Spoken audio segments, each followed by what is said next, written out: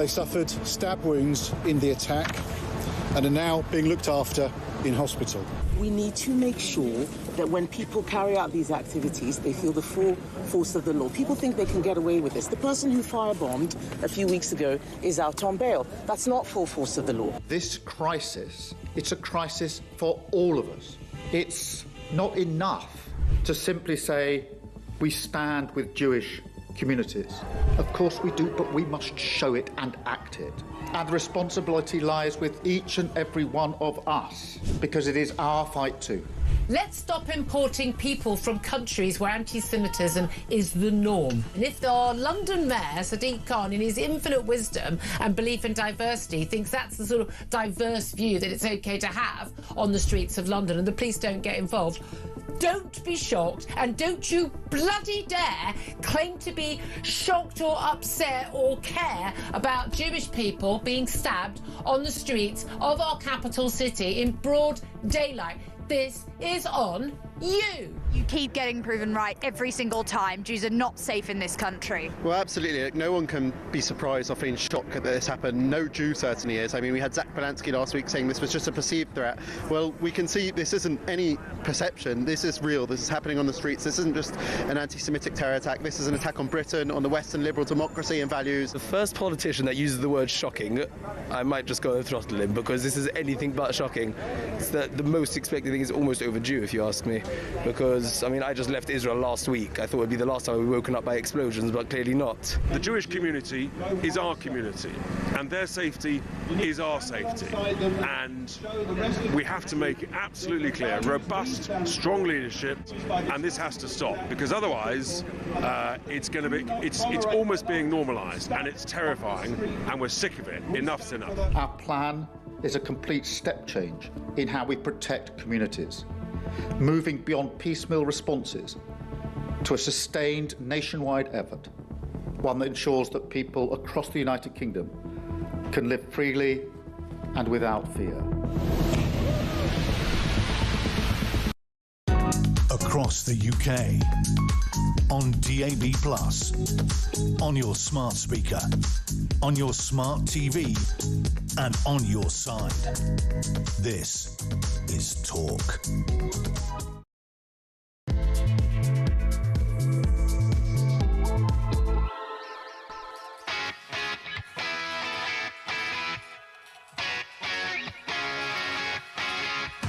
It's 6:03.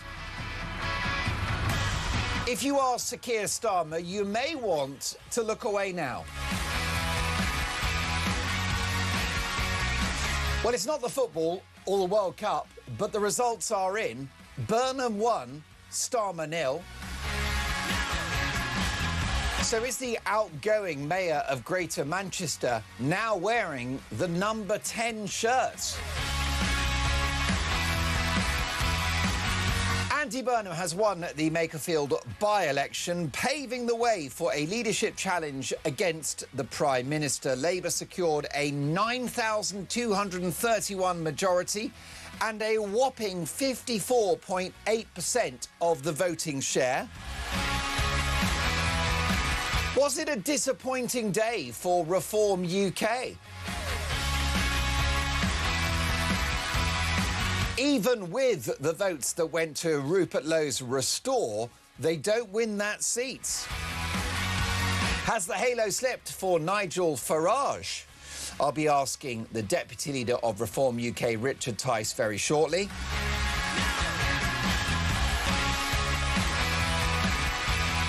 Meanwhile, the Conservatives win their first by-election in Scotland since the 1960s. Are the Tories on a comeback? But it's all about Makerfield this morning, and a sizable turnout and a big majority for Andy Burnham. So what do you think should happen now? Should the Prime Minister step down? 0344 499 1000. Would Burnham be an improvement on the incumbents? Burnham takes Makerfield. Your reaction. My phone number is 0344 499 1000. Text the word TALK and your message to 87222, or leave us a voice note. Do you want a new Prime Minister? Should Starmer step down? What do you make of Reform's performance as well? It's all about your opinions. Plus, we'll be hearing from the biggest names in politics and journalism. It promises to be a big show. This is a post-election special.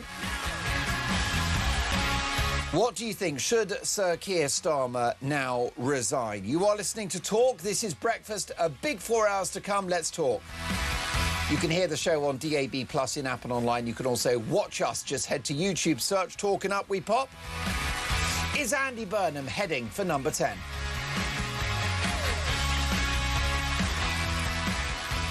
Well, let's get reaction live in the studio now from one of the finest broadcasters and journalists in the country, Benedict Spence. Good morning, Benedict. Good morning.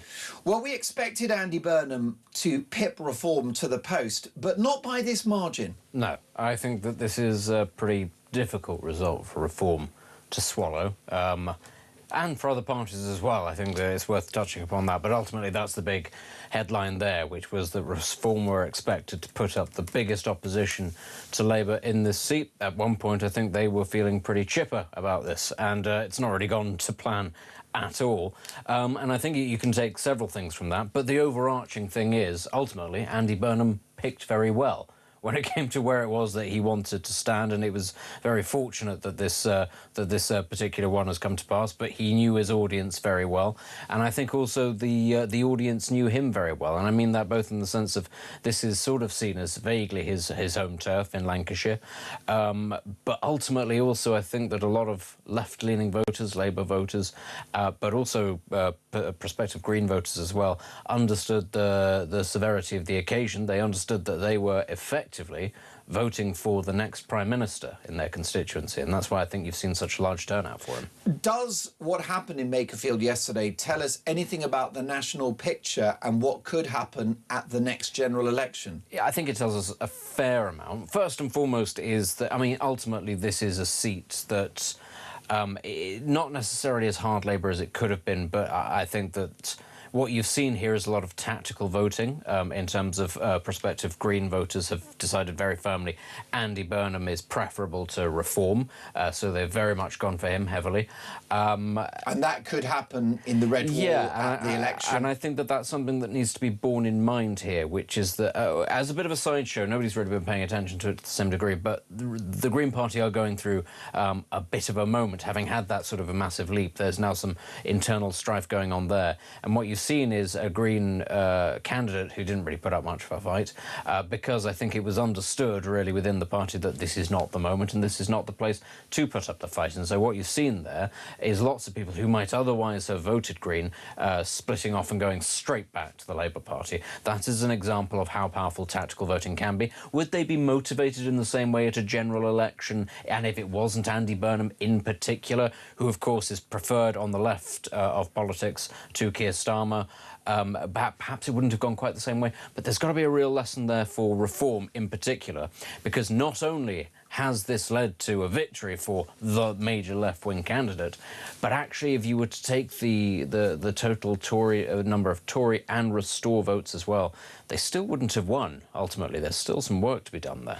Well, let's head live now to Makerfield, where Andy Burnham has prevailed. He is once again a Labour MP with designs on number 10. And our senior political reporter, Samara Gill, is live from Makerfield. Good morning, Samara. Morning, Mark. That's a hell of a title upgrade. I'll take it. I'll take what I can get at this point. Yes, and I'm told by senior management... I feel like one. It will be accompanied by a financial pay rise too, so congratulations. The drinks are on you. Samara! The That's drinks, unheard of in the media industry. Most definitely. The drinks are on Andy Burnham because he's won by a bigger margin than expected. Yes, he left this stage behind me at around 3 a.m. and his parting words to reporters were, I'm going to go have a pint with my daughter. So the drinks certainly are on him. I mean, this is an insane landslide that he's been able to win by. 55% of the vote, and actually half of the people that went to the voting booths went and voted for him. So that just shows you how popular he is, at least in this constituency. For our Farage was, of course, also here, but he left back to London after they kind of conceded defeat.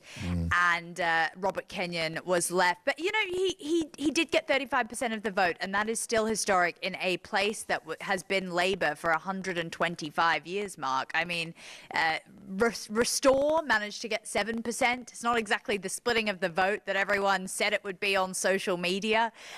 You've got the Conservatives that also managed to get 2%. But even if you put Restore, Reform and the Conservatives all together, they still wouldn't have been able to beat Andy Burnham.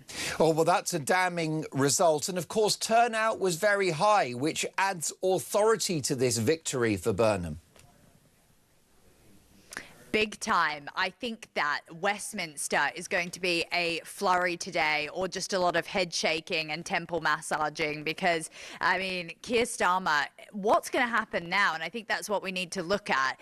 Is he going to resign? Well, he's pretty stubborn, we know from the past couple of weeks, and that absolutely deafening defeat at the locals, that he's going to hang in there regardless. So even this will probably not make him move. But I do think that everyone in Westminster is going to look at saving their jobs and look at Burnham's win and say, all right, that's probably how I'm going to do it, or that gives us the best chance. Most definitely. Let's take a listen to the victorious Andy Burnham, outgoing Mayor of Greater Manchester, and now the Labour MP for Makerfield. Take a listen. Everyone knows that politics isn't working.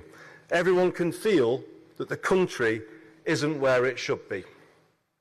Tonight just could, be the turning point. From here on, I will give everything I have got to make it so, to ensure the name Makerfield is forever synonymous with bringing about the change this country needs, bringing back something we've lost, hope for the future.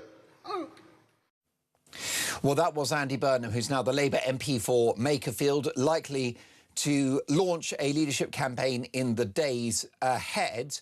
With me live in the studio, Benedict Spence. Down the line from Makerfield is our senior political correspondent, Samara Gill. And Benedict, what will the Prime Minister's emotions be this morning as he sits holed up in his metaphorical bunker at number 10? Well, I don't think the Prime Minister actually has any emotions. I think that's been one of his major issues these past couple of years. So I don't think very much will have changed. He will have expected Andy Burnham to win. And the thing is, I don't think it changes anything in his calculations. He, I believe, will fight any leadership challenge tooth and nail. He will expect it to be a losing battle, but nonetheless I think we have to remember here that Andy Burnham is somebody who is, whenever people talk about what it is that he actually offers that's new or interesting, it all seems to come down to just rhetoric rather than anything else. Oh, he's a great communicator, he's very good at being able to sort of spin you a vision, but is there anything particularly tangible underneath that? And actually I think that Starmer will be looking to make this a pretty brutal affair. I don't think that he's fought as long as he has to get to the top job and to then just hold it for 2 years and then just wave goodbye. It's hard, isn't it, Samara Gill, to see any way in which the Prime Minister now survives this? Yeah, but I think Benedict's right. I think we've seen his true colours. You know, when someone does show you who they are, then believe them. And in his toughest time, he was the most stubborn and has stuck in there, even though everyone around him, we had even the Defence Secretary, of course, resigning last week, having no confidence in that man. But he wants a process. He's a lawyer till the end, and he wants an official process to make this happen, and nothing that will kind of get in the way that is just based on political prowess. He wants to do it the proper Labour way, and the Labour way is quite difficult and technical. So let's see. I mean, you're right, Andy Burnham, it's very easy to be popular when you're the mayor and you're just cutting ribbons and giving free buses to people. But what's going to actually happen when he gets into number 10, if he gets into number 10, that's going to be when the challenge really comes to pass. And he will have to, he ducked a lot of media scrutiny during this campaign, in my opinion. He didn't really talk to some of the more conservative-leaning outlets. Some other reporters have said, he kind of brushed past them and was trying to get away. So he's not going to be able to have that attitude and have that cushioning approach when he is the Prime Minister, or if he is the Prime Minister. Samara Gill is our senior political correspondent. Wonderful to have you with us live from Makerfield. We'll come back to you very shortly. Live in the studio is Benedict Spence. Coming up, we're going to speak to the Labour MP that lost the whip, Carl Turner, who's backing Burnham for the top job. But what do you think, folks? Should the Prime Minister now resign? 0344 499 1000, 6:15. This is Talk Breakfast.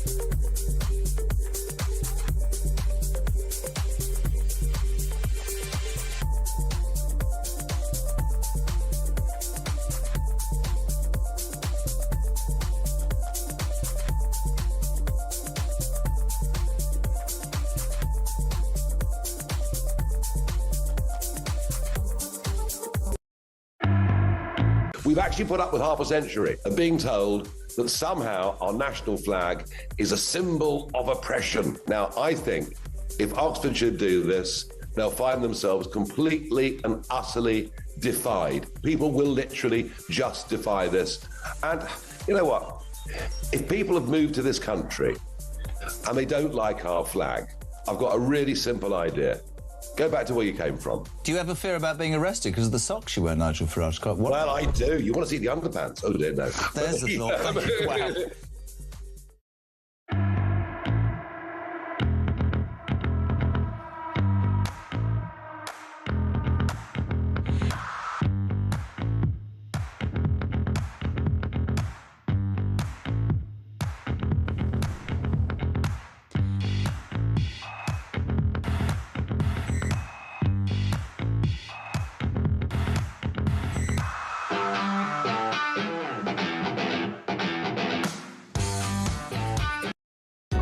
Across the UK, on DAB+, on your smart speaker, on your smart TV, and on your side.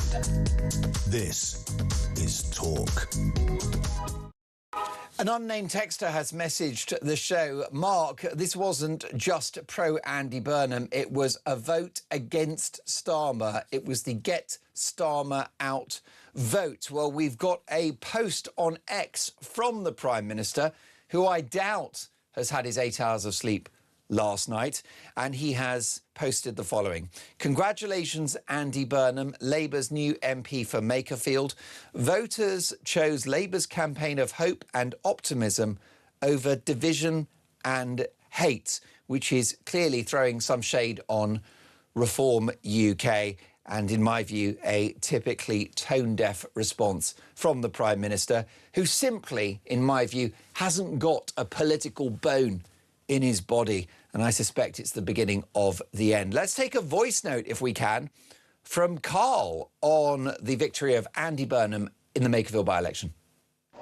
Morning, Mark. Absolutely gutted. Can't believe that they've been fooled again and they've voted for Labour. People thinking, I can only think they must have thought voting for Andy will get Keir out, when Andy's going to be worse if he comes in anyway. He's more left-wing than Keir. These people just don't think. So I don't know Makersfield, but I can honestly think it must be made up of people, majority being on the welfare, and that's why they voted them in.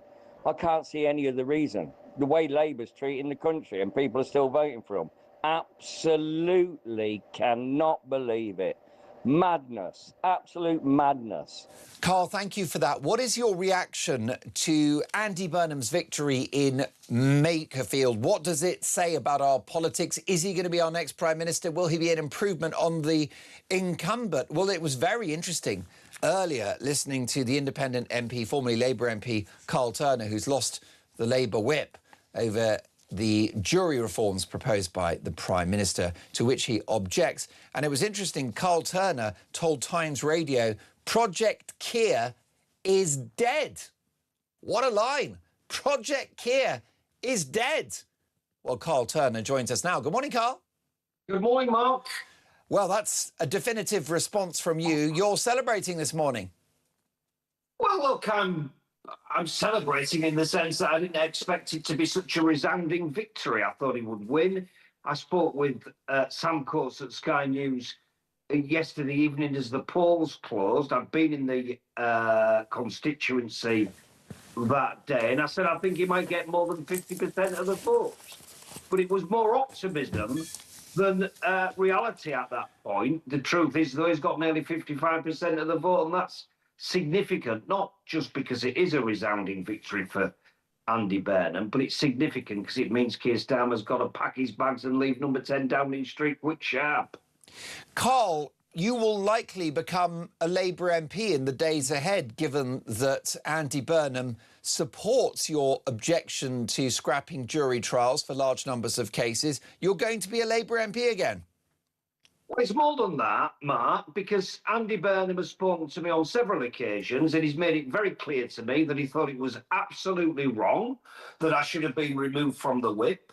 He also thinks that whipping needs to change as a result of my experience, the way I've been smeared, briefed against, savage briefing and smearing under Keir Starmer's watch. And of course, Keir Starmer says, oh, I'm ever so sorry, I didn't know it was happening. Well, you know, nothing really passed over Keir's desk when it really mattered. He was a pal of mine. I was a loyal supporter of Keir Starmer. There was a time when I thought he was the future. I made a mistake. I don't wish him any ill will.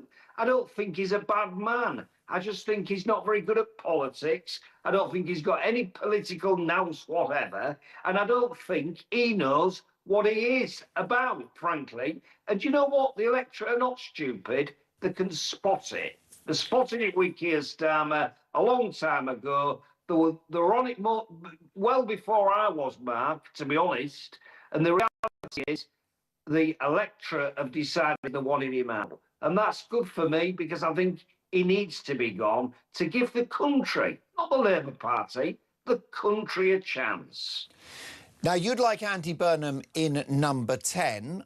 Can you tell me about the mechanism by which that happens? Would you like a contest or a coronation? I think the Labour Party would benefit from a debate on policy.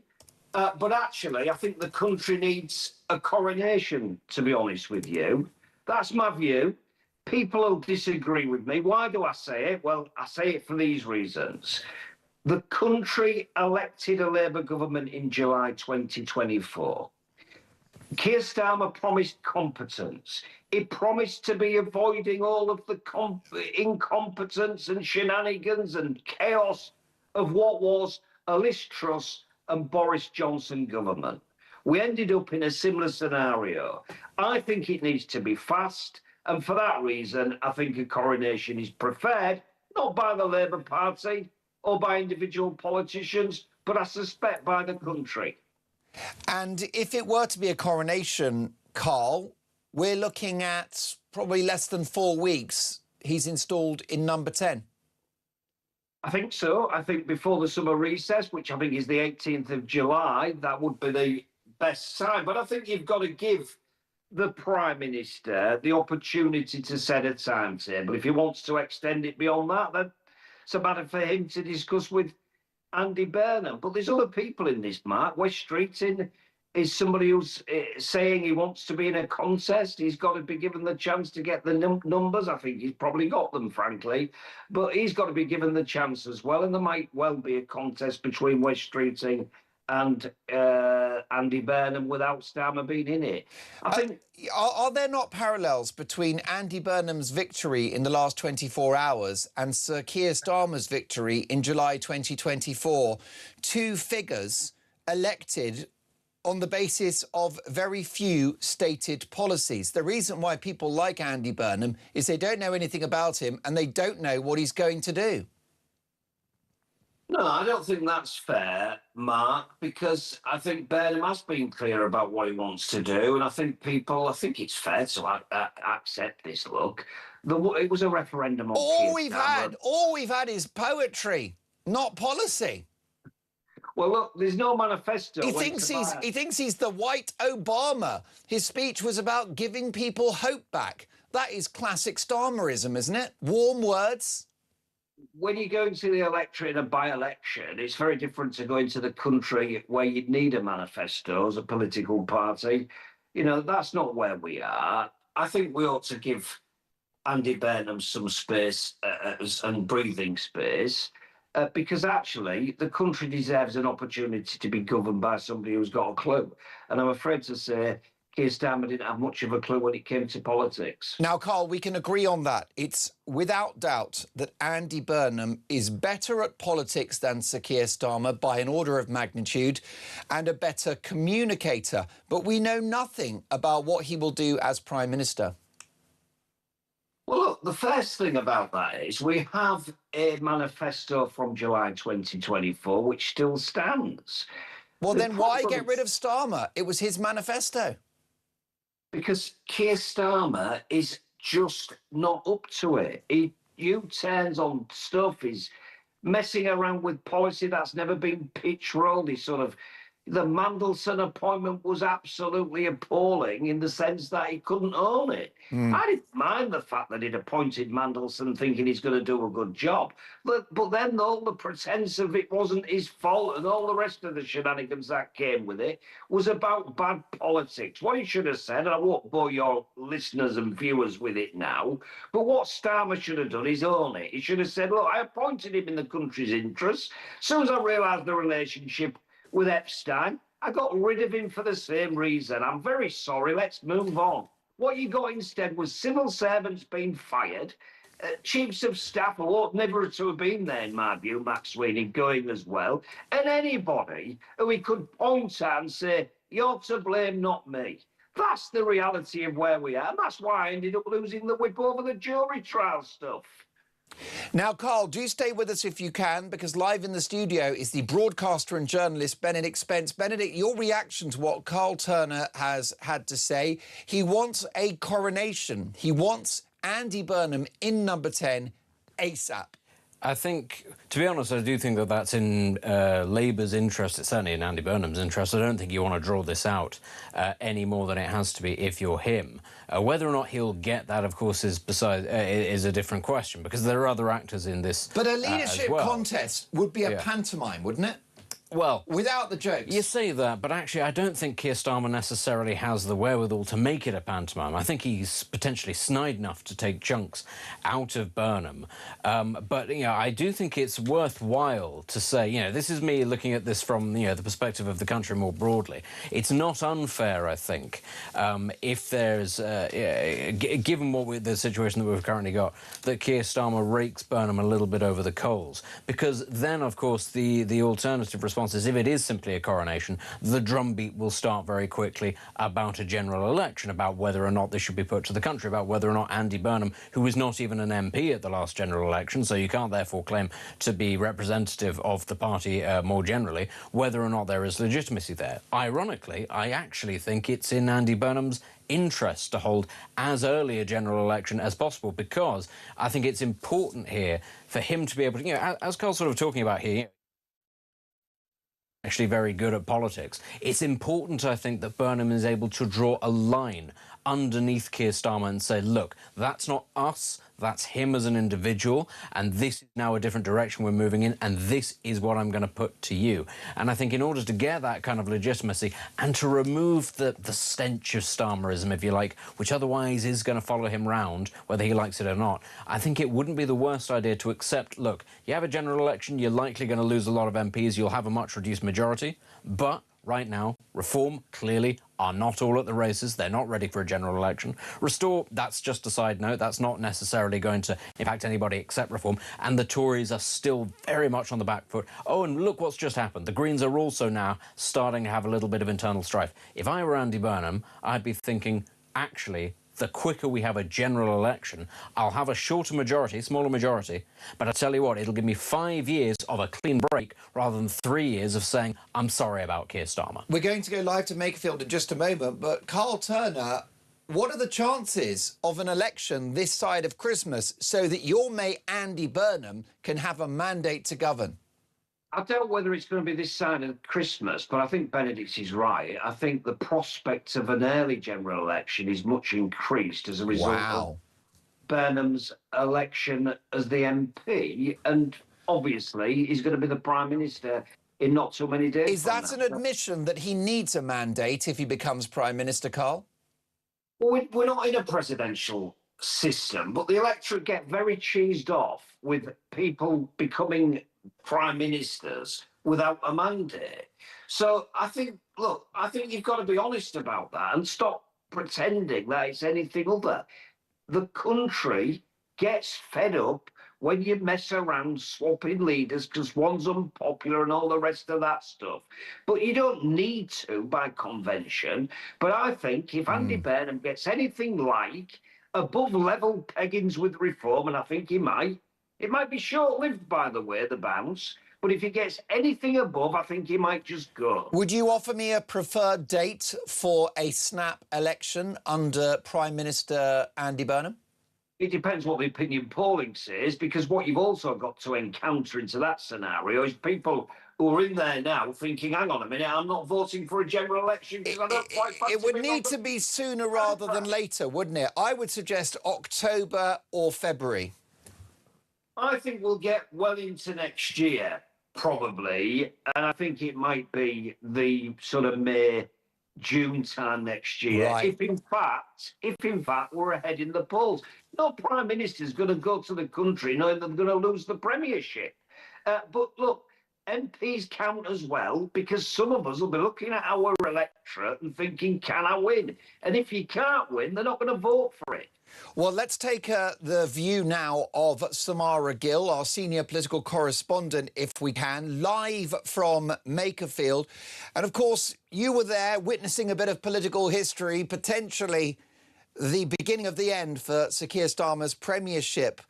Samara, what was the mood in the last 24 hours in Makerfield? Yeah, I mean, the mood from Makerfield it was very interesting. You know, it's a very pleasant town. We're talking about a constituency that's 97% white, which is interesting demographically in general, and also a constituency that 65% voted Brexit. So when we talk about this being a microcosm, I actually don't, for the rest of the country, I don't think it is. And Andy Burnham did say, you know, Makerfield has chosen and I'm going to listen to them. And he was almost acting as if Makerfield was some sort of test group for the rest of the country. But the fact is it isn't. And it's interesting because I spoke to people and they view Andy Burnham here as a Westminster outsider. Again, I don't think that's true. This is a man who is well within Blair's government and said that there's unfinished business to complete in his speech. What does that mean? Does that mean he's going to carry on some of the Blairite type of Labour policies? Many people do see him as the boy next door who's done good and is coming back to basically save the country. But I think when we look at Gorton and Denton, for example, which was another by-election where you had a maverick candidate like Hannah Spencer, who, love her or hate her, she was charismatic and she was able to pick up many different types of votes. Is it just that they love Andy?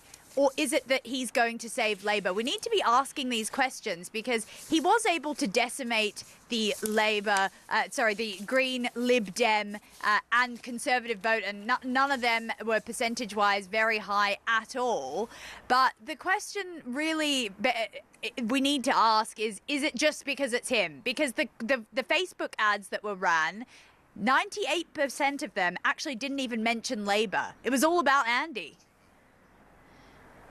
Well, that's fascinating, isn't it? Carl Turner, what sort of Prime Minister will Andy Burnham be? We know that he's going to scrap those proposed changes to jury trials in an important U-turn from your point of view, although I think you felt that that wasn't going to happen anyway.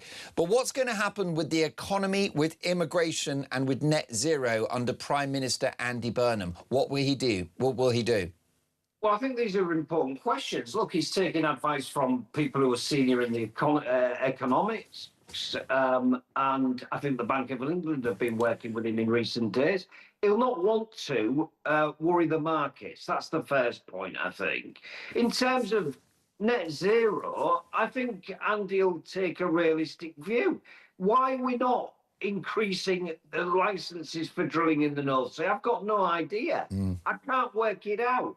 The Tories have just won a by-election in Scotland off the back of that. It's about jobs for me, Mark. If there's a possibility of, creating employment, we should be getting on with that.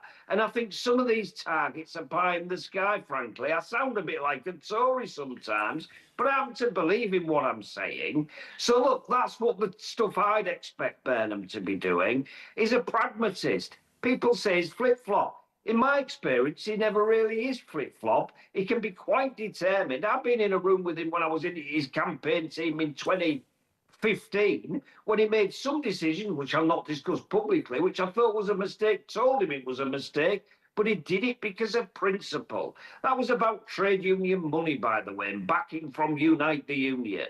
I thought he ought to be saying, please give me it. But he was determined to do what he thought was right for the party at the time. So I'm impressed by some of the stuff he's done. Listen, I'm not a sycophant by any stretch of the imagination. I was in love with the idea of a Starmer government. That was a bad mistake on my part. My judgment wasn't very good when I thought he was going to be the answer. But unfortunately, I did. Just a couple of seconds, if we can, Carl. If he reverses Rachel Reeves's national insurance tax raid, which has damaged growth and increased unemployment, if he dilutes or scraps net zero, and if he maintains Shabana Mahmood's changes to indefinite leave to remain, by which you have to wait 10 rather than 5 years for settled status, that positions him on the right of the party. How will that go down with those left-wing backbenchers who won't even swallow modest reforms to the disability benefits budget? You know what, Mark? You might be a bit surprised because I think it's about party management. I think it's about taking the Parliamentary Labour Party with you, and I think there's a Labour argument to be made on the things you've just raised. I think in terms of immigration, it should be speaking to people like me. I'm not blowing my own trumpet, but I've got a master's in human rights, and I've got a bit of an idea of what you do with Article 8 in the European Convention on Human Rights. I think that can be tweaked in terms of the Human Rights Act in order to say you don't have an absolute right of a family life. If your asylum fails and 3 minutes later you get somebody pregnant down the street and you're claiming that you've got a right to see your kid who's the result of that relationship, actually, I'm afraid you can see your kid doing some sort of a WhatsApp call. But how do you square that circle of a Prime Minister in Andy Burnham who will have policies that are to the political right, diluting net zero, reducing tax, making immigration more of a challenge for those that have come here from overseas, from a party that wants a more left-wing Prime Minister? Riddle me that. Mark, I'm not sure it does. Look, this is the makings of a civil war, isn't it? We're not all frothy coffee drinking, Guardian reading lefty liberals in the Parliamentary Labour Party. Some of us are on the left. I consider myself to be on the left, but on other issues, I'm conservative with a small c, as you can hear from me now. Right.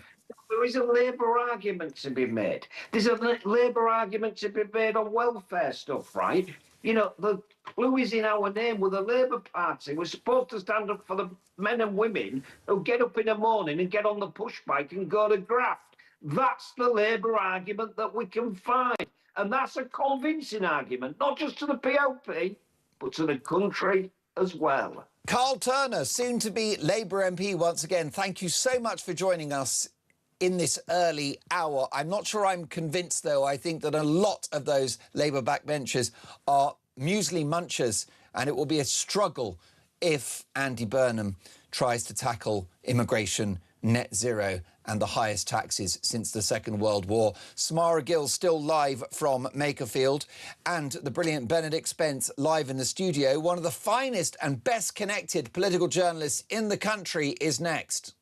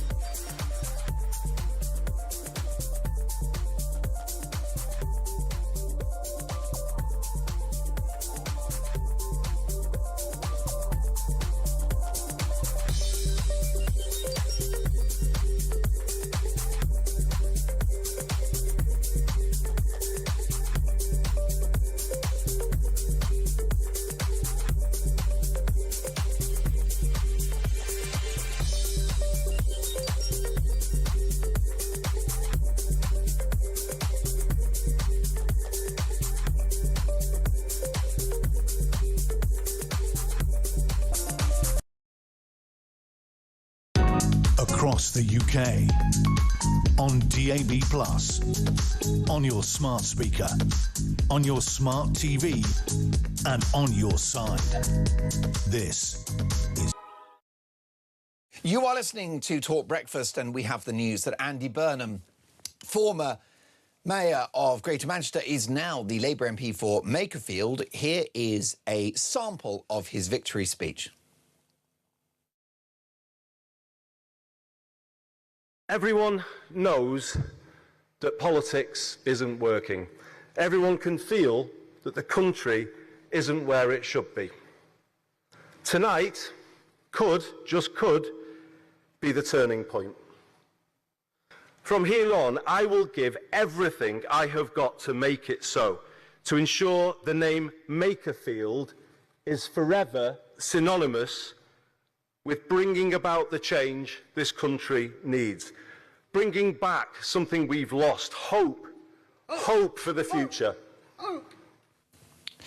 Well, we have a response from the Prime Minister through gritted teeth. Posting on the social media site X, he has written the following. Congratulations, Andy Burnham, Labour's new MP for Makerfield. Voters chose Labour's campaign of hope and optimism over division and hate, which of course is most likely a dig against Reform UK and potentially Restore as well. Let's take a voice note from Peter if we can.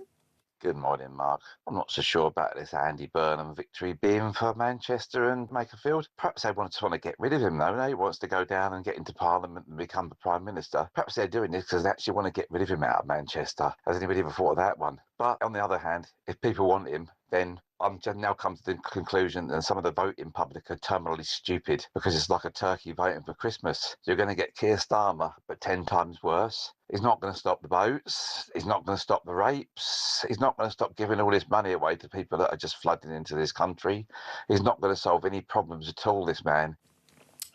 Well, thank you very much for that, Peter, who is not offering a vote of confidence in Andy Burnham. Is his path to number 10 now inevitable? Let's get the views of one of the best connected political journalists in Westminster, David Maddox, who is the political editor of The Independent. Good morning, David. Morning, Mark. How are you? I'm very well. Great to see you. And I know you've had a very busy 24 hours, a busy week, a busy year. What does this result mean? Well, it's about to get busier, I think. I think so. Yeah, you can scrap your summer leave. Well, indeed. I mean, I think I was listening to your excellent interview of Carl Turner there. I think we are heading towards a coronation. This is a much, much bigger win than anybody really expected. I mean, I'd heard it might be comfortable, but this is beyond comfortable. And Burnham has really shown the rest of Labour how to beat reform, and actually how the kind of reform bubble has been, almost created on this sugar rush of polling, which, frankly, after last night's result, kind of suggests there's not much substance to it at the moment. Is there any evidence of tactical voting with voters on the left that might have supported the Greens or the Lib Dems backing Labour to keep reform out?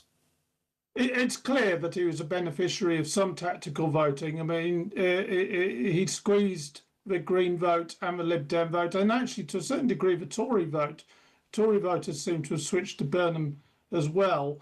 So, yes, I mean, and this is, the underplayed thing actually about the next general election is how much tactical voting there's going to be. And in some ways, Labour needs a leader who can be the beneficiary of tactical voting rather than the loser from it. And that's why Starmer must be kind of checking his luggage to leave at the moment. Well, Samara Gill, our senior political correspondent, is live in Makerfield. And Samara, why do you think that Andy Burnham won by such a big margin?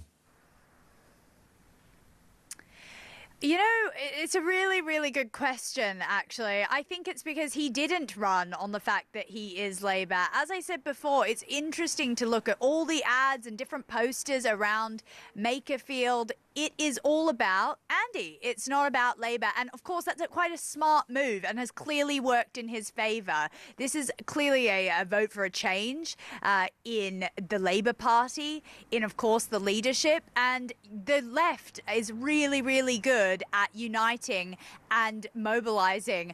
Clearly much more so than the right is at the moment, which was very much divided on this particular by-election. So I think he won because many people say he ran this by-election on vibes. Maybe he did, but that's what people respond to. They respond to someone who says they're going to be stability and they're going to bring this country into something a little bit more prosperous in the future. The question will be, can he do it? And the fact that in the speech that he made just behind me, saying that he didn't use Makerfield as a stepping stone, well, be upfront with the people, Andy. It's quite clear that you did.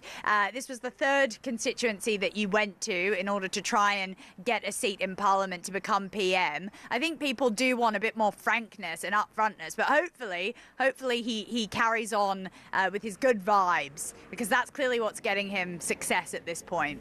And vibes is the theme, isn't it, Benedict? Because we know very little about what Andy Burnham would do as Prime Minister, and it's quite clear the reason why he contested this seat was not to become a Labour backbencher or even a cabinet member, but to be PM. Yeah, and I mean, not to go back to the interview with Carl Turner, because, some people might not have heard that if they're just tuning in, but I thought it was interesting one thing that Carl Turner said, which was that Andy Burnham, he expects to be a slightly more pragmatic person on things like net zero and that he won't want to spook the markets. But all the talk we're hearing is that the most likely person to replace Rachel Reeves as Chancellor, should that come to pass in a Burnham administration, would be Ed Miliband, in which case I'm kind of sat there going, well, good luck trying to row back on net zero if that's the guy that you're going to have sitting alongside you. But, vibes is an important thing here, not just for Labour, but also, I think, for the right-wing parties as well, because this is as much a story about that. Now, the Tories, the by-election in Aberdeen's a separate issue. They've polled appallingly here in Makerfield. Most people would say, OK, well, there's a degree of tactical voting going on here as well. That's people judging that Reform would be the best chance of taking on Labour and Andy Burnham. So why on earth would you even bother voting for the Conservatives? Restore, having had lots of people suggest that they would poll very well, have still, I think, polled respectably given where that party's come from. I don't think we should get away from that. But still, as a by-election, you can never be sure, is that actual momentum or is that simply, a reactionary insurgency? But this is what is ultimately key, and that is Reform itself. And I think the word reactionary is still relevant here. Reform need to move away from simply being the insurgent party. They cannot continue as simply being the party that doesn't like established politics and wants to smash things and do differently. They clearly don't have a strong enough message to cut through at this kind of national level. And whilst we can say perhaps loyalty towards Andy Burnham was stronger than anything else that Reform could give, and that maybe gives them an out, still, I think that we've now reached a sort of a point in Reform's evolution. They need to find something a bit different. It's no longer good enough to just be the shoutiest people in the room. David, what does this result mean for Nigel Farage and Reform UK? Is there a danger of over-interpreting what happened yesterday? Not at all. I think this is a catastrophe for them. This is a seat where they won all the council seats just a few weeks ago. This is prime Reform target territory. They should be sweeping these sorts of seats, and they didn't even come close. And that was a 20-point victory for Andy Burnham there. That goes beyond the Andy Burnham name. That was crushing. And a lot of that was because of tactical voting. People just don't want reform. They just don't like what they see. And this is always going to be the problem. And it's going to be the problem they face in repeated seats, especially if Labour, as it now looks inevitable, if Labour get a leader with some charisma who can actually put over the message a bit better than the current occupant in Downing Street. And David, I just wonder whether there's trouble brewing for a future Burnham premiership, because talking to Carl Turner, it's very possible that Andy Burnham will look again at the national insurance tax rate that we saw 2 budgets ago, which has impacted growth and potentially caused more unemployment. There's net zero, which he may look at again. He may support Shabana Mahmood in her efforts to toughen up indefinite leave to remain, but that's not going to go down very well with those Labour backbenchers and a party membership that want to shift leftwards.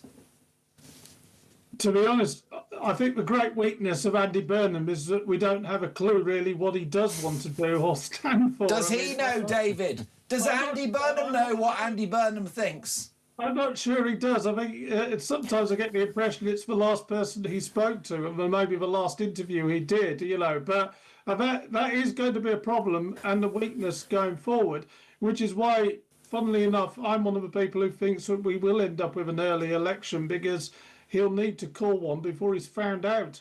And wow, that's devastating. Just briefly, clock's against us.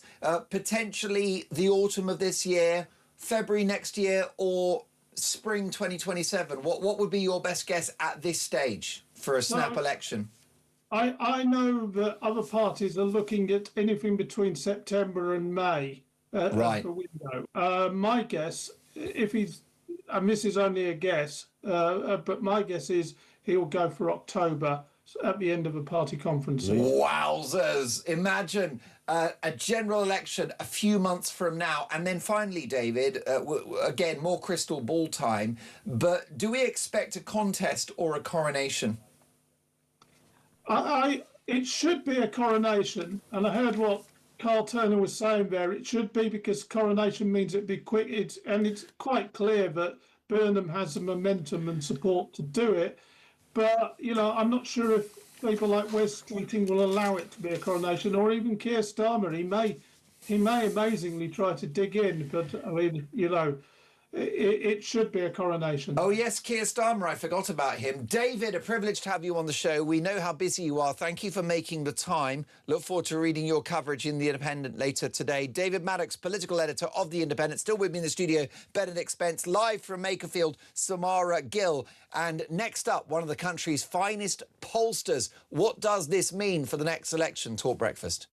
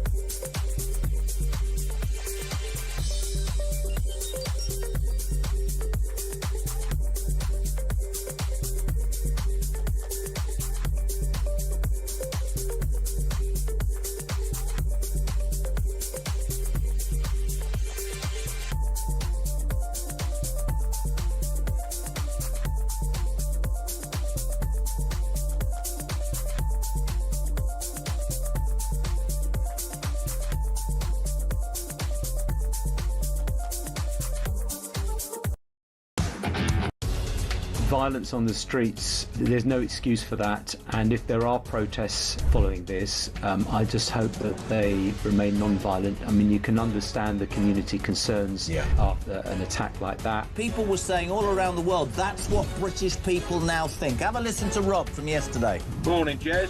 Well, yes, rightly, you shouldn't condone what happened. What else have people got to do? The political class are not listening.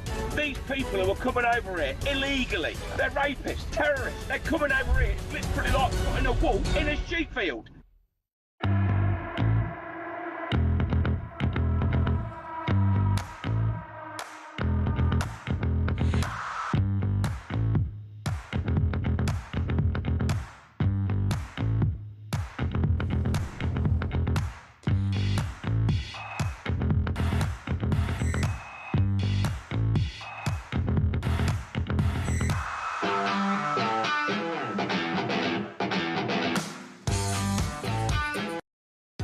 Across the UK, on DAB+, on your smart speaker, on your smart TV, and on your side. This is Talk. Andy Burnham is now the Labour MP for Makerfield. What might this result mean on a national scale and in the context of a general election? Let's get the views of Dr. Tom Lubbock, co-founder of JL Partners Polling. Good morning, Dr. Lubbock. Morning, Mark. Well, we might have expected Andy Burnham to win this seat, but not by this scale. Well, I'm not sure that the expectations were that he was going to win from the start. You look at Reform's performance in the local council elections, which were a mere month or two ago, and they were really in the hot seat. They were doing really well. They were outperforming Labour. So I think it's remarkable for him to win by one vote. What he has done here is absolutely astonishing. Well, it is quite remarkable. What does it mean for Reform UK? Because David Maddox, political editor of The Independent, has told me it's a catastrophe for Nigel Farage. Is that overstating it?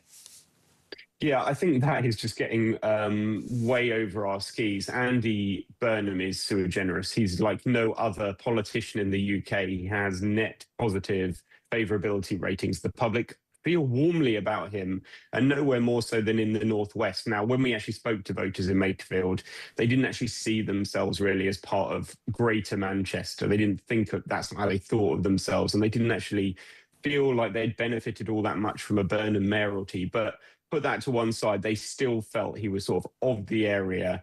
He was not an incomer. And that makes him just kind of, those things combined make him a kind of dynamite candidate for a by-election. Most definitely. Let's take a look at this message that's come in, Dr. Lubbock, from Jono in Carmarthen. Come on, guys, look at the vote shares at Makerfield. It's obvious to me that the Greens, the Lib Dems and Tory voters contributed massively to Burnham's win with a stop reform vote. Is that true? Yes, Andy Burnham has squeezed all the other progressive left-wing, whatever term you want to choose, parties down to almost nothing. And that will be the tactic that Labour hope to repeat at a general election, which is a straight fight between them and Reform. And Tom, what about the idea of a snap election potentially in October of this year, February next year, or the spring of 2027? I can see the sense in it. It's the repetition of the Boris Johnson strategy. I think what made the election in 2019 work so well for Boris Johnson is that there was a burning bridge. He was on a kind of burning platform. He could say Brexit meant that he needed that authority to get something passed. Andy Burnham would need something like that, and would need some early evidence of delivery, which Boris obviously had because he'd managed to get it through Parliament. So I think those are the ingredients. I think it makes a lot of sense in electoral terms. Tom, I wish we had longer. Thank you so much for your time and your insight. Dr. Tom Lubbock is the co-founder of JL Partners Polling. Couple of seconds. Benedict Spence, do you think we're going to have an election this year? Yeah, actually I do. I think at the very latest it could be sort of early next year, but I just think there's not the time or the patience in British politics for Andy Burnham to wait about. He will start to be tarred with the brush quickly, so I think to get rid of the stench of Starmer, the sooner the better for him. Well, Andy Burnham is the Labour MP for Makerfield. What does this result mean for Reform UK? Richard Tice is with us in 2 minutes.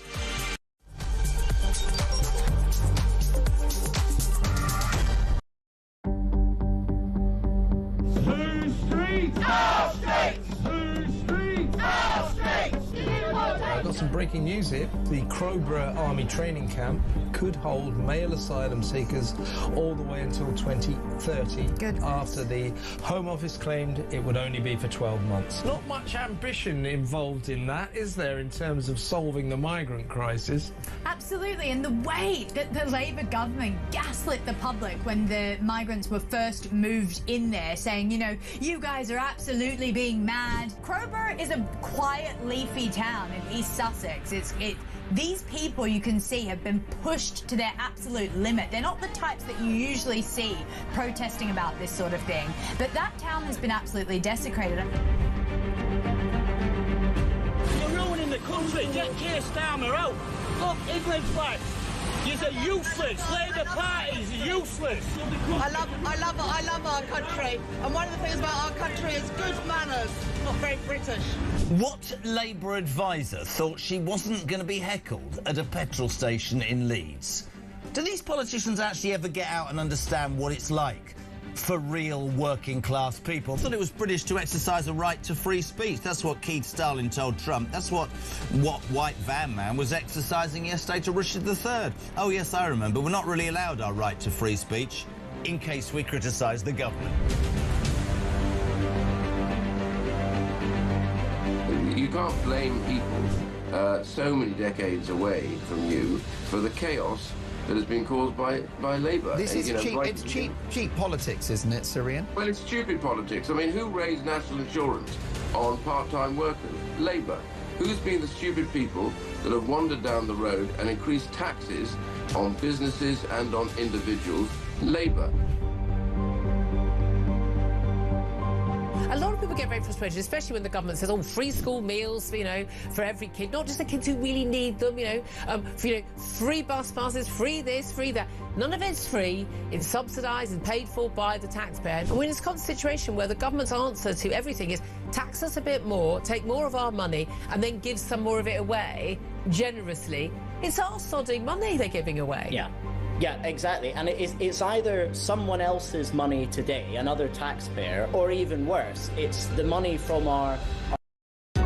Across the UK, on DAB+, on your smart speaker, on your smart TV, and on your side. This is Talk.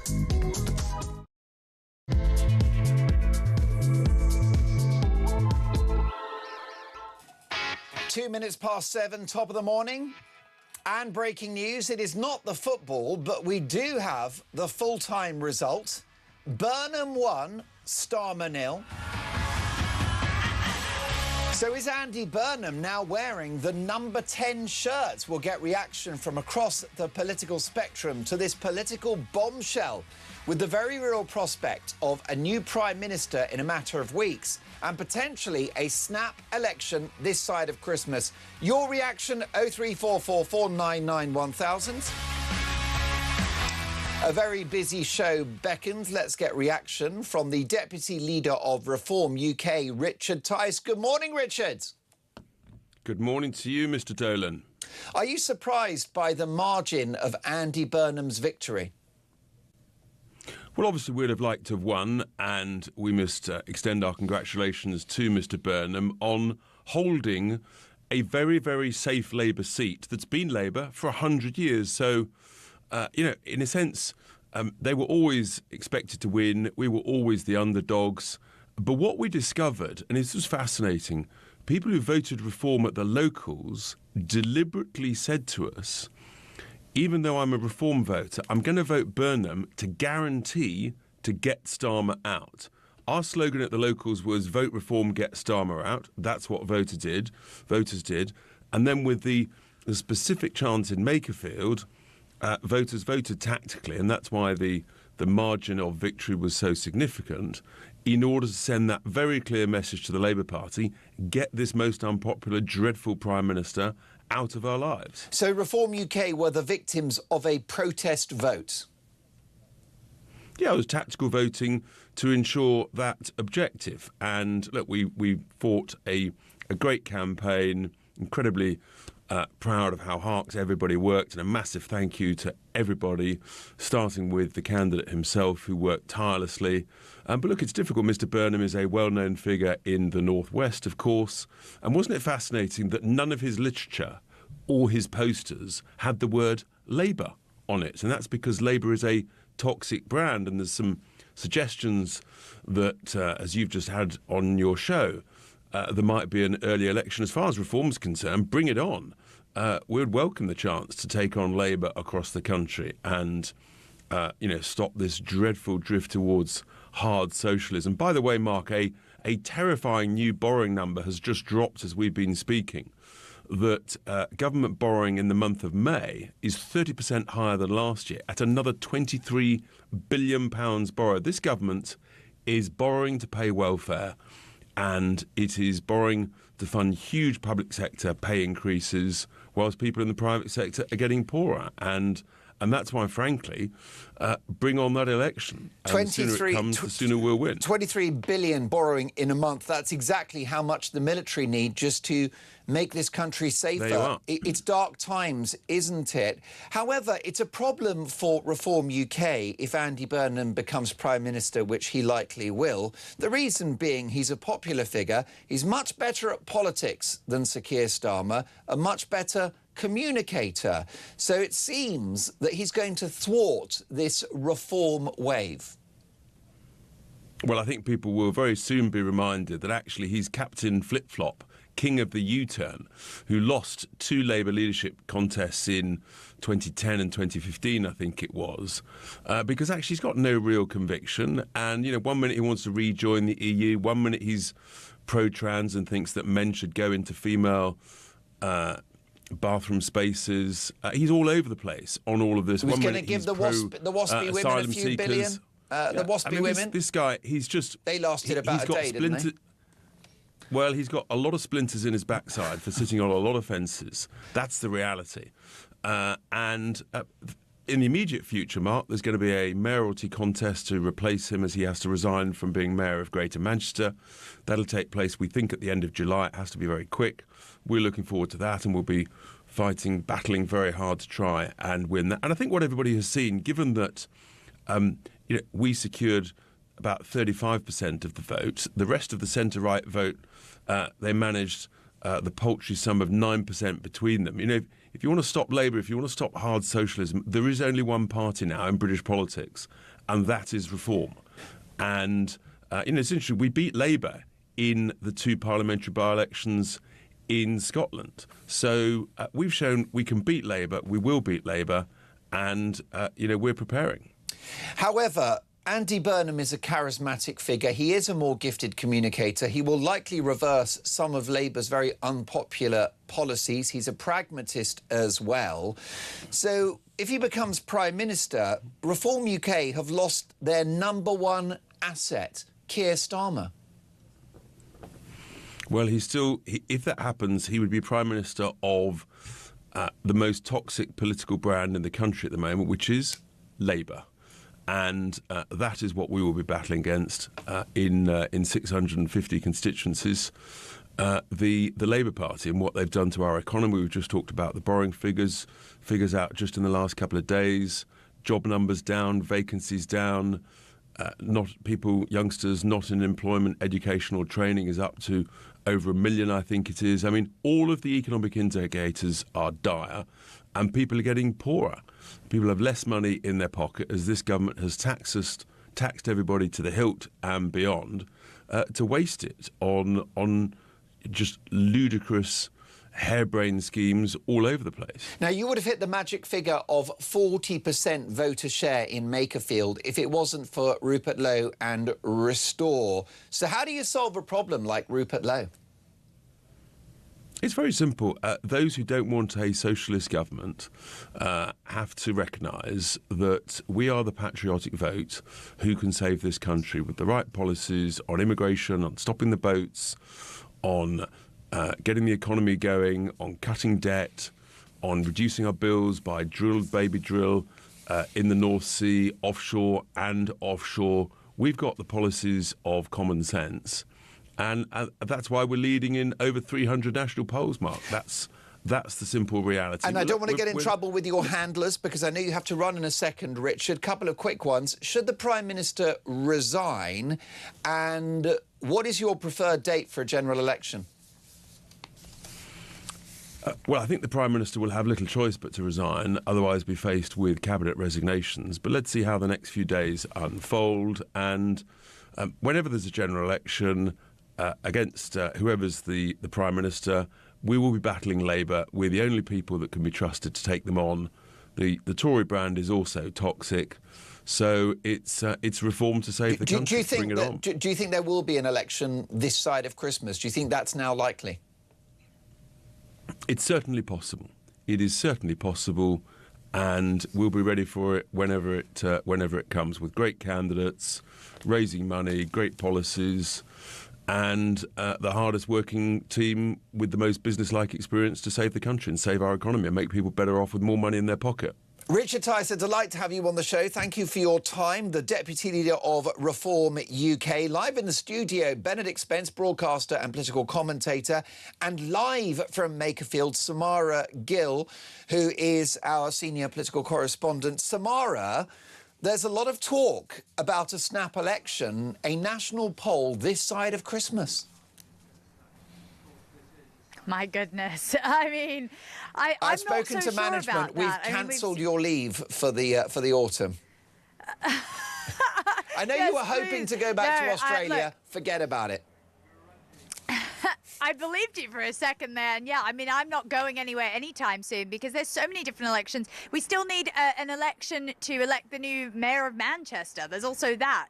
There was another by-election as well last night in Aberdeen, and the Tories won that, which is very interesting. But a snap election, look, the front bench of Labour is still deeply unpopular. I just do believe that Andy won based on the fact that he's Andy Burnham and that people like him and that he's been a successful mayor, just like what happened with Boris Johnson and the Conservative Party. So, yeah, I mean, I do agree that someone should be almost, elected with a mandate, but a snap election, I'm not so sure. I don't know if I can agree with Benedict on that. I mean, Samara, just looking at the arithmetic of this, I just wonder whether Andy Burnham is going to be more popular this side of Christmas than after Christmas, given the economic outlook, the geopolitical picture, and an increasingly angry and divided society. I just wonder whether Burnham needs to go to the country ASAP off the back of a Burnham bounce.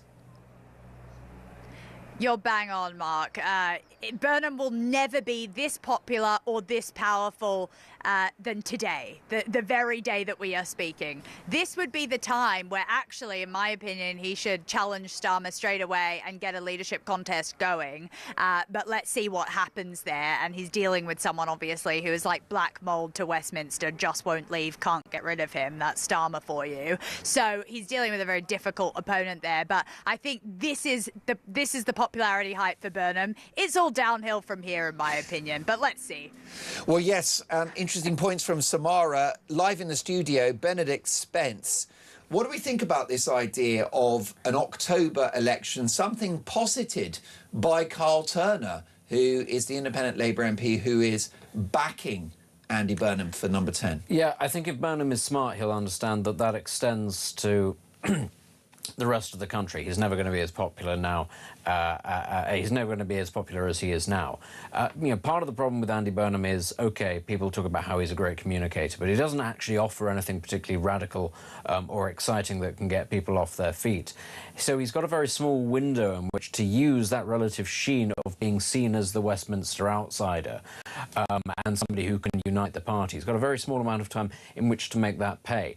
The problem is, and this is an interesting, sort of a broadly more interesting conversation, structurally, what Andy Burnham will inherit is the same situation as Keir Starmer. He doesn't really have much manoeuvrability to do anything differently, radically different to Keir Starmer. So what is he looking forward to if he doesn't call a general election now? It's going to be a slow drip feed of bad stories for the next 2.5 years, at which point he'll have to call a general election anyway, and he will probably lose that. And the thing is, right now, there is that motivation still to keep reform out in lots of seats. There's going to be a lot of tactical voting in places like Makerfield, like Gorton and Denton, to keep them out. You're going to be able to siphon off votes from the Greens because the Greens are still not quite an established party there. That's your opportunity to go.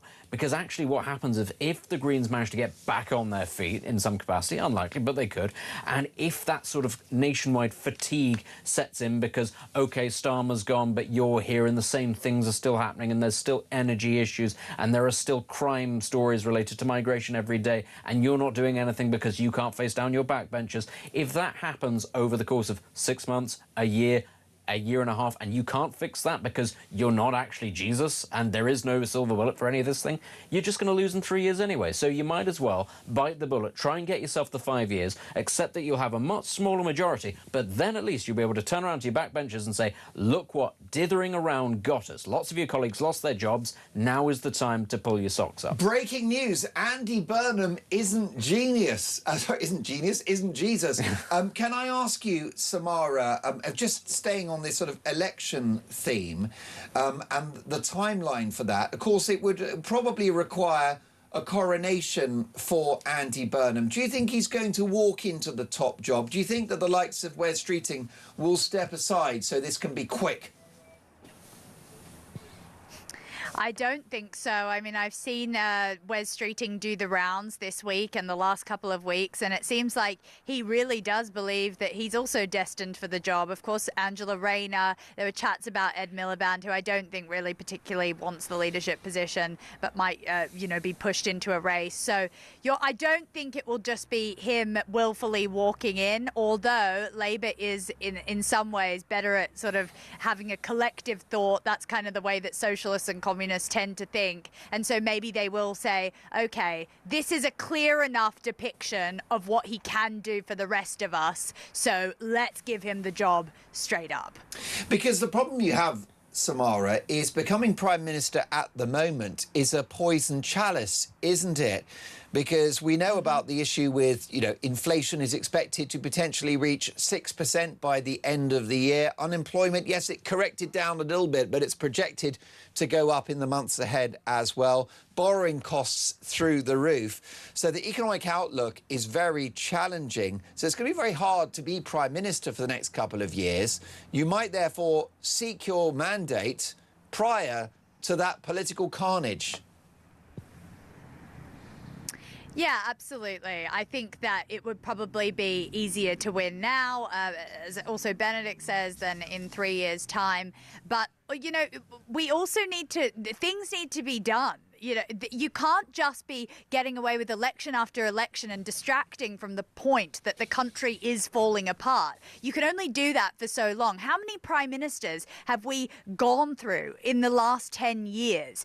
This almost is just another rendition of what the Conservatives did, and people aren't stupid. They're going to get very disgruntled with that. And even with what Richard Tice said, they're saying reform is ready for a next general election. I'm not so sure after seeing this loss. I mean, this should have been their heartland. It's a constituency that voted 65% Brexit. They should have swept this, but they didn't. And there was a lot of drama and furore within that party leading up to the election, which really shows that they need to get their act together a little bit if they think that they're going to be the incoming party if there was to be an election. So let's see. I think it's really 50-50 at the moment, Mark. I don't know if I can say that there's going to be a GE anytime soon. I'm not sure Andy Burnham knows, but Samara, do stay with us. We're going to let you grab an extra strong coffee because you've been going for hours now. Thank you for your live reporting from Makerfield.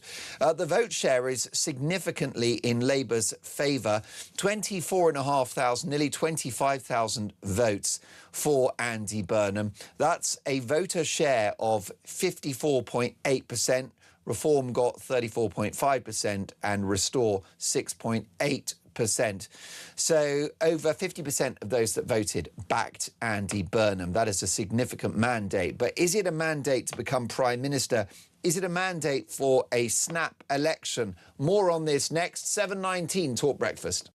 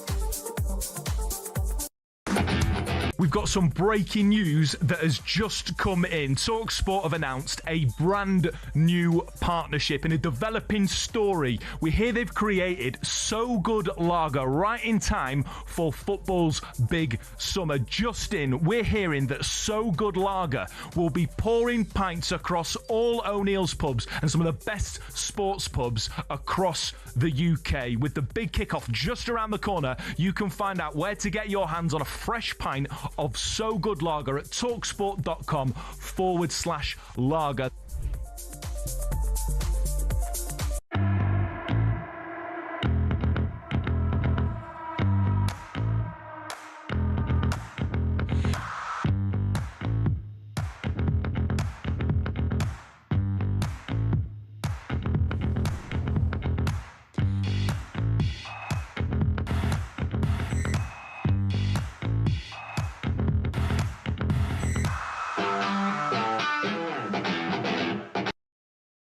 Across the UK, on DAB+, on your smart speaker, on your smart TV, and on your side. This is Talk. Andy Burnham is the new Labour MP for Makerfield, having achieved a 54.8% share of the vote. So should Sir Keir Starmer now resign? Should there be a snap election? Does Andy Burnham need a mandate from the country if he becomes Prime Minister? Let's get the views of a very good friend of the show, Christine Jardine, Liberal Democrat MP. Good morning, Christine. Good morning, Mark. How are you this fine day? Well, I'm very well indeed. And of course, I'm not as well as Andy Burnham, who won by a bigger margin than expected. Oh, yeah, massive margin. I mean, more than 50% of the vote in a seat that everyone was thinking was going to be too close to call. And in fact, when the election was called, everyone was thinking, you know, is this a wise move?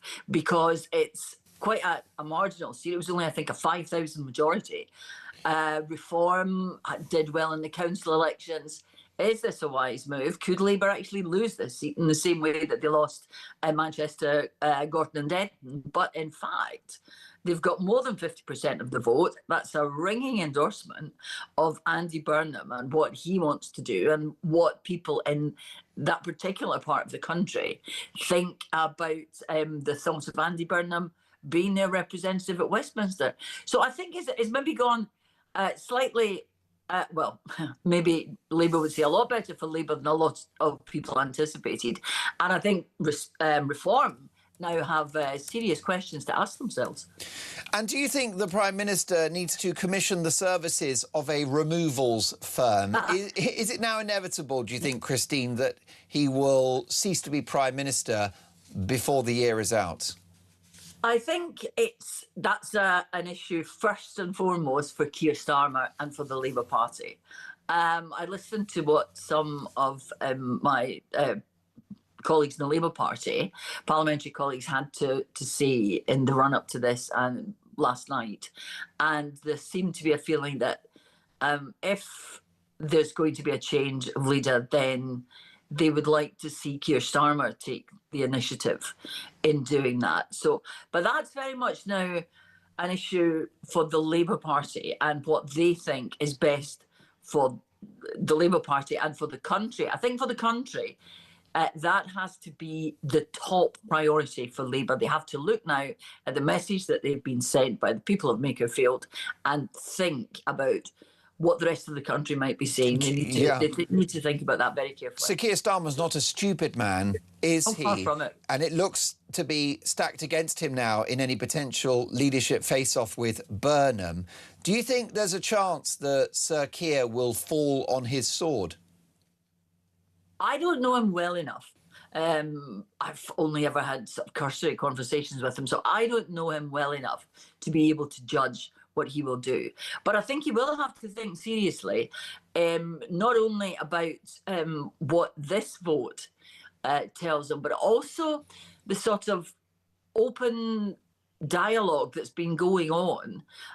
We've seen, public comments from leading members of the Labour Party who had been loyal, saying, no, we've got to change, and they've got to change leader. But that's an issue for the Labour Party. My concern is that we persuade the Labour Party and that, the Labour Party moves to a position where the sort of glimmerings of hope that we see in the economy, that they are able to build on it, that we get some growth, that we get defence spending, and that something is done about the cost of living in this country. My constituents in Edinburgh West, and I'm sure people across the country are the same, that is their main concern. It's not necessarily the resident of number 10, it's what the resident of number 10 is going to do about the cost of living and the energy bills that they're facing come this winter if something doesn't change. And Christina, I wonder if you said the true bit out loud, because you accidentally referred to Labour MPs as your colleagues. That sounds a bit cosy to me. Are the Lib Dems now the sister party of Labour? No. I said colleagues in the sense that you would refer to someone in a different journalistic role as a colleague. When I was a journalist, and when I worked for the BBC, I would have referred to fellow journalists as... So is Nigel Farage a colleague of yours? That's a slightly different situation. Nigel is a co-parliamentarian, let's put it that way. Oh, wait a minute. I mean, I think we've got a story here. Why are Labour colleagues and Reform MPs opponents? Reform been in the year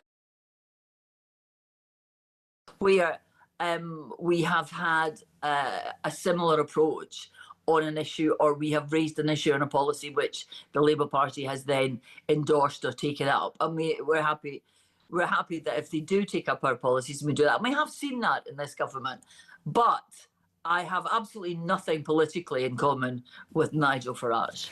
Is Kemi Badenoch a colleague? Kemi, again, I don't have very much in common with, but... your party was in government with the Conservatives for 5 years. Yeah, we were. That sounds like a colleague to me.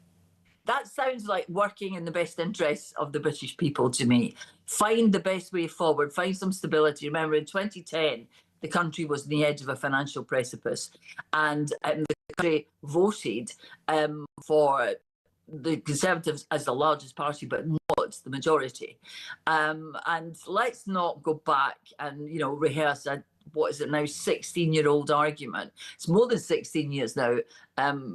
It was in May. Let's not go back. We did what, was in the best interests of the country. And I've always been someone who thinks that you work with people if you have a common goal. And the common goal at that time was to avoid the mess that we could have got into. I mean, do you really want to call... I understand that you are not an ideological bedfellow of Nigel Farage. I accept that. That's very clear, Christine. By a long way. And I understand that fully. But it's strange that you should ally yourself to a party in Labour that have seen the evisceration of economic growth, the reawakening of inflation and the return of unemployment, all because of two ruinous back-to-back budgets, the national insurance tax raid, tape for businesses, the workers' rights and the minimum wage, all of which are destroying the economy. And these are your colleagues, your besties. With due respect, Mark, you're friends like that, who needs enemies? You're taking one word and blowing Well, it I'm actually out shocked. Of all, what's the word I'm looking for? You're blowing it out. Proportion. Thank you very much. Let me see. I think it's safer if I finish your sentences, because when you finish them, you land yourself in it.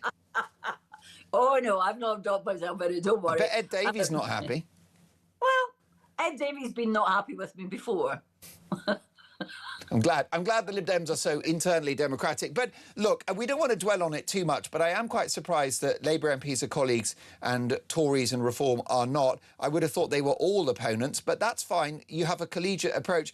Do you think that Andy Burnham will be a better Prime Minister than Starmer if he does get into number 10, Christine?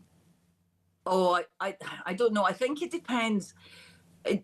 It's not about the better prime ministers, but we need better policies in government. Right. We need a government that is doing better to, I agree with that. Tackle the cost of living crisis. We need a government that is doing better on defence. We need a government that is doing better on education, on health. We need a government that is doing better.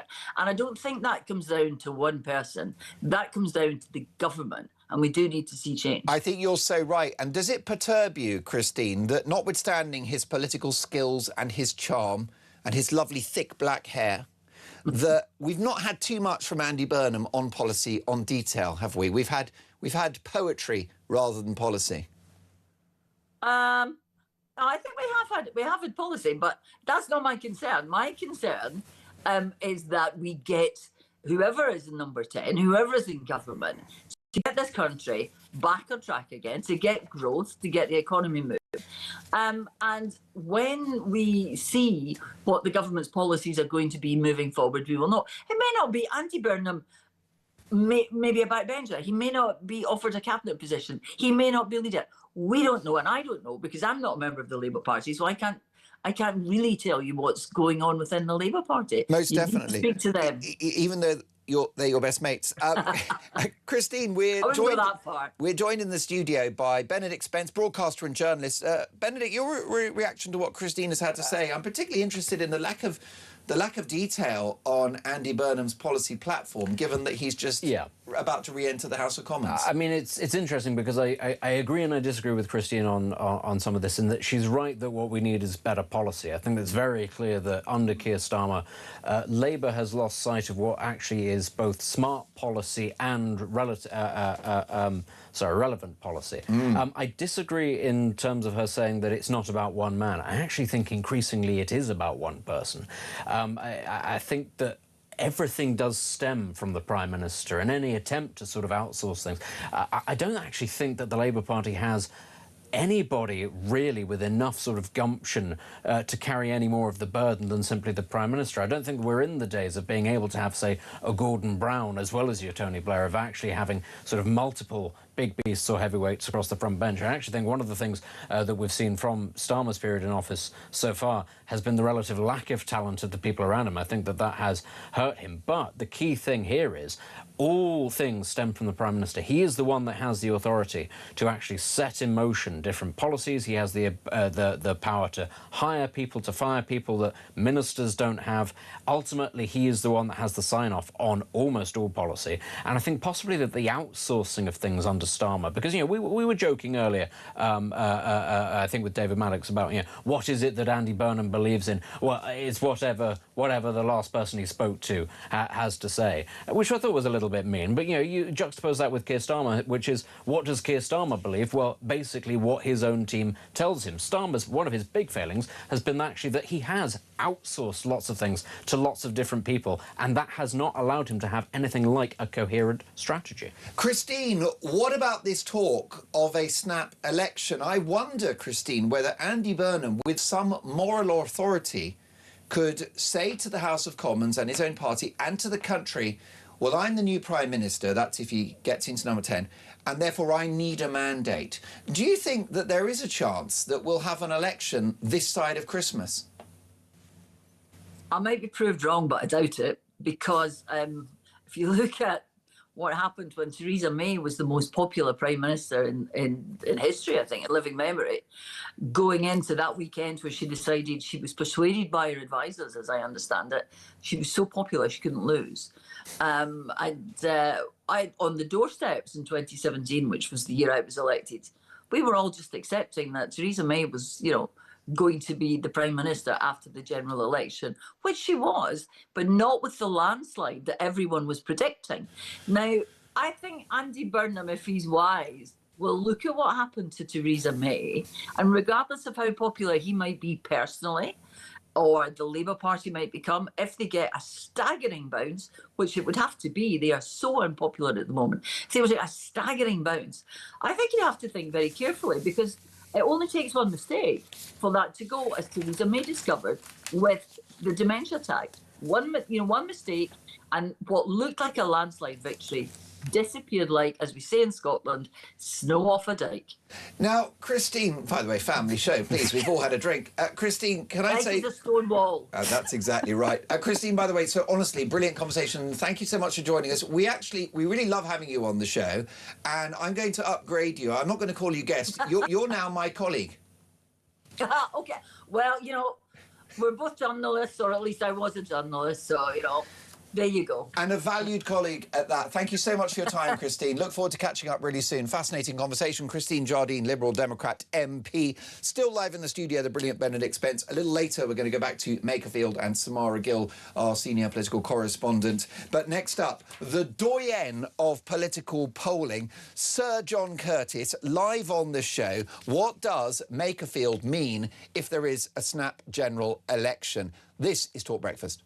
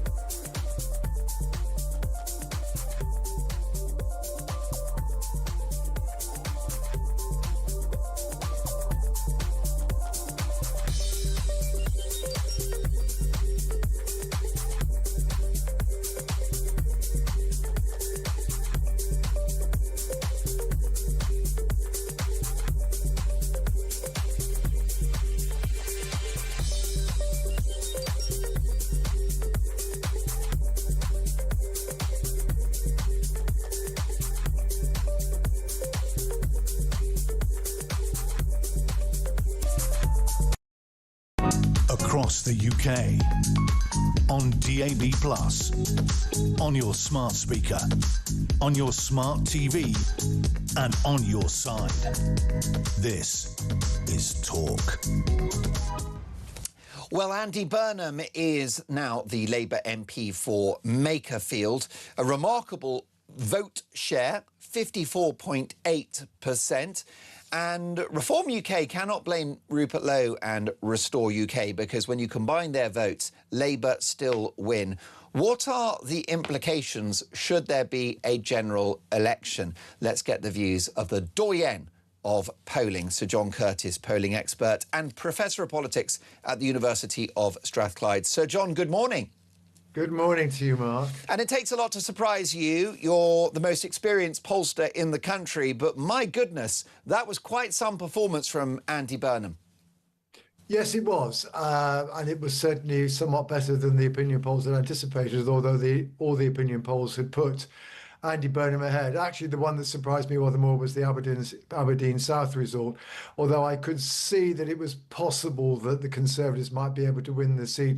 It did look like quite a tall order, but in the end, they've secured what is frankly as spectacular a victory there as the one that Andy Burnham's pulled off in Makerfield. But I mean, can we, first of all, Mark, just hit the nail on the head about all this talk about there being a general election and Mr. Burnham needing a mandate and all the rest of it. Nobody elects the Prime Minister, not even the House of Commons. The Prime Minister is appointed by the Crown and remains Prime Minister for so long as he or she has the confidence of the House of Commons. And in fact, in the post-war period, a majority of Prime Ministers have first entered into office as a result of a change of Prime Minister in between elections, rather than actually as a result of a change of parties in power as a consequence of a general election. So the truth is, every time we get a change of Prime Minister, this one comes up. It's always constitutionally irrelevant. And I think, then coming to what of course does lie behind your question, which is an important question, which is to what extent is the truly remarkable result in Makerfield capable of being replicated across the rest of the country if Mr. Burnham becomes leader? Well, I think we can probably anticipate there might be something of a bounce. After all, Mr. Burnham is relatively popular, including not least with those who voted Labour in 2024 in a way that Sir Keir Starmer was not. We've had some hypothetical polling in recent weeks that suggested there might be a bounce between about 3 and 6 points, though that could still leave Labour behind a reform. But I think what one also has to bear in mind about Makerfield is that Mr. Burnham was able to campaign both as the incumbent and as the challenger.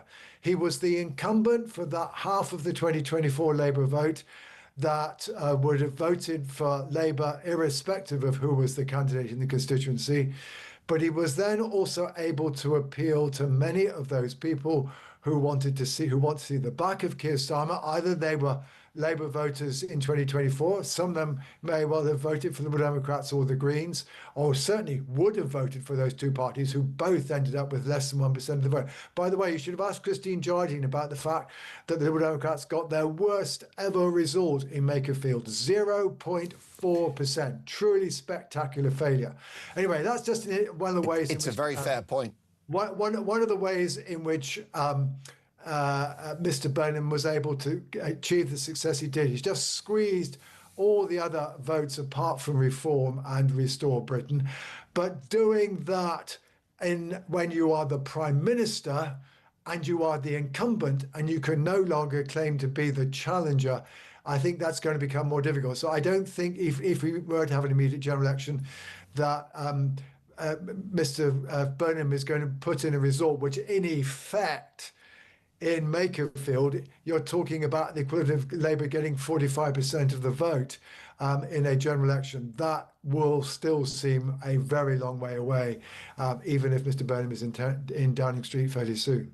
And Sir John, given the economic outlook for the country, surely Andy Burnham's best opportunity of forming a government is to go to the country this October, because the longer he remains in number 10, if he becomes Prime Minister, the harder things will get. The problem, Mark, with any suggestion of somebody who's just become Prime Minister before the halfway point of a parliament is that basically you're saying to them, do you want to risk 3 years in order to open up the prospect of getting another 2? And in much the same way as, Gordon Brown toyed with the idea when he became Prime Minister in 2007. And it looked like a bad idea then. And in the end, indeed, Mr. Brown decided it was a bad idea. But by that stage, he'd made the mistake of allowing the speculation to run away with him. And the decision not to hold an election did him a certain amount of damage. I think for anybody, it doesn't really make sense for anybody to call an election before you're at least halfway through the term. Theresa May tried that, didn't do her any good. I think the truth is that best advice to Mr. Burnham is whether indeed, A, through being a more effective communicator than Sir Keir Starmer, he can begin to cement Labour's relationship with Labour, with the electorate rather better. But secondly, indeed, he does need to try and turn things around. And I think, frankly, yes, the economic prospects are not good, but the trouble is the public are pretty unhappy about the economy at the moment. And I don't see that suddenly changing between now and October. And we have a post, Sir John, from Wes Streeting, who is now, of course, just a Labour backbench MP, former Health Secretary, and a man with designs on the top job. He has posted the following in the last few minutes. Huge congratulations to Andy Burnham on an astonishing victory in Makerfield, where Labour lost badly only weeks ago. It gives us all hope that Labour can still win, but Andy's campaign is proof that to do so, we need to change. Do you care to interpret the tone of that post as well as the content, Sir John? Do you think that a coronation of Andy Burnham is now likely? Well, shall we say it's been intriguing how in recent days Mr. Streeting seems to have been helping to pave the way for Mr. Burnham to make his challenge. So, you know, even before the count last night, 24, 48 hours before the election, before the by-election, Mr. Streeting was saying, look, I definitely think we need to have a contest. I will be standing. And that, in a sense, allowed Mr. Burnham to say, yes, I do want to change. I do want to be able to stand for leadership, which has been, frankly, a little bit more difficult. But for Mr. Streeting saying what he'd said. So whether or not there's some understanding between the two, who knows? What we certainly do know from polling of Labour members is that Mr. Streeting, even if he does have the 81 Labour MPs to stand, he doesn't have the support amongst the Labour membership to be able to defeat Sir Keir Starmer, whereas in contrast, Andy Burnham clearly has.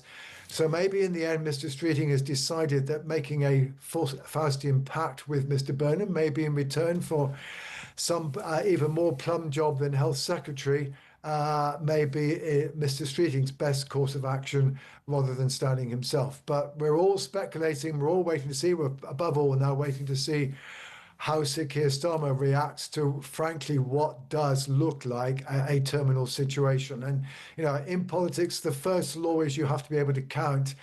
And if the opinion polls of Labour members are right, if Sir Keir Starmer counts, he will give way gracefully rather than apparently heading for almost inevitable defeat. Oh, that's interesting, Sir John. So interpreting your answer there, I think you're suggesting, reading between the lines, that Sir Keir Starmer may fall on his sword. We shall wait and see. Well, so he would be wise to do so. He'd be wise to. He will is and then that would be a question of character, wouldn't it, I suppose? So, John, before we let you go, there's a danger, isn't there, of over-interpreting by-election results and local election results. Sometimes you have tactical voting, you have a protest vote as well. Notwithstanding that, how do you interpret Reform UK's performance yesterday? Should Nigel Farage be worried? Well, I think certainly the political landscape doesn't look quite so favourably. I don't make too much of the fact that Reform only managed to increase their support by about 3 points, only by about a couple of points in Aberdeen, but did rather better in the Arbroath result. I think it's rather more that, as it were, between them, Conservative and Labour have both demonstrated there's still potentially life in the old dogs. So, that, there is now the possibility that even if there's only a modest boost for Labour, that Labour will not be that far behind Reform in the national opinion polls, and that the possibility of Reform winning a majority in an immediate general election begins to disappear. But equally, I think we've also seen how Kemi Badenoch has demonstrated an ability, and again, in the circumstances of a very particular constituency, it's not clear how far this can be replicated beyond the particular circumstances of Aberdeen, but she's certainly demonstrated an ability to focus on an economic issue, to be able to use that issue to result in a very substantial drop in the Labour vote. The SNP also going backwards to some degree.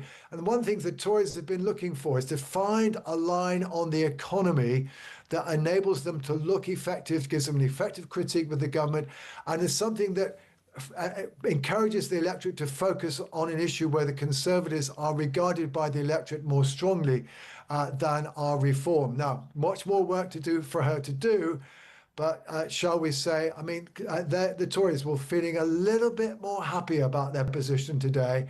So, Mr. Farage has got a bit more competition on his hands than he had 24 hours ago. And Reform UK cannot blame Rupert Lowe and Restore, because even with combined votes, Labour still win. Yeah, Labour got more than half the vote. So by definition, therefore, everybody else got less than half the vote between them.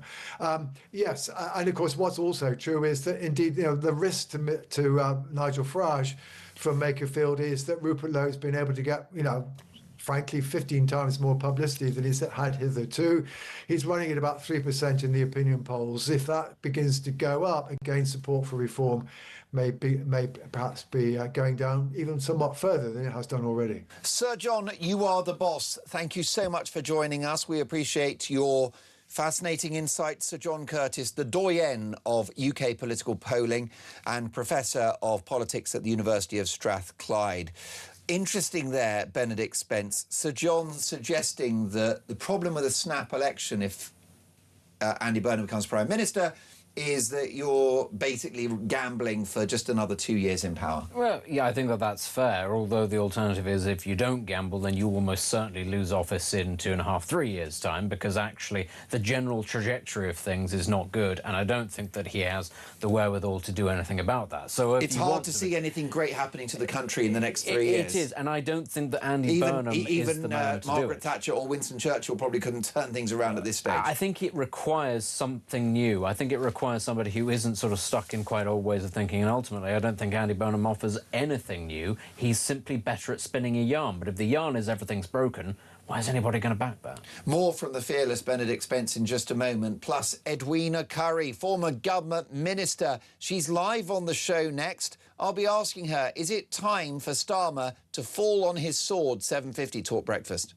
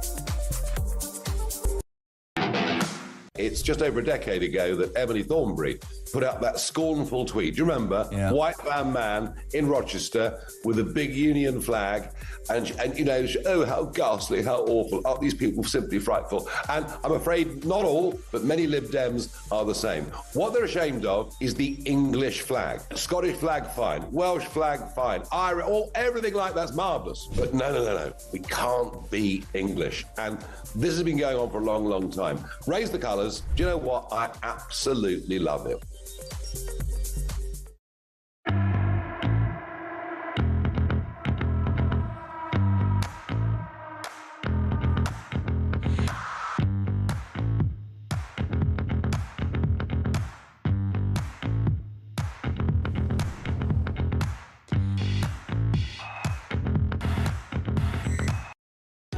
Across the UK, on DAB+, on your smart speaker, on your smart TV, and on your side.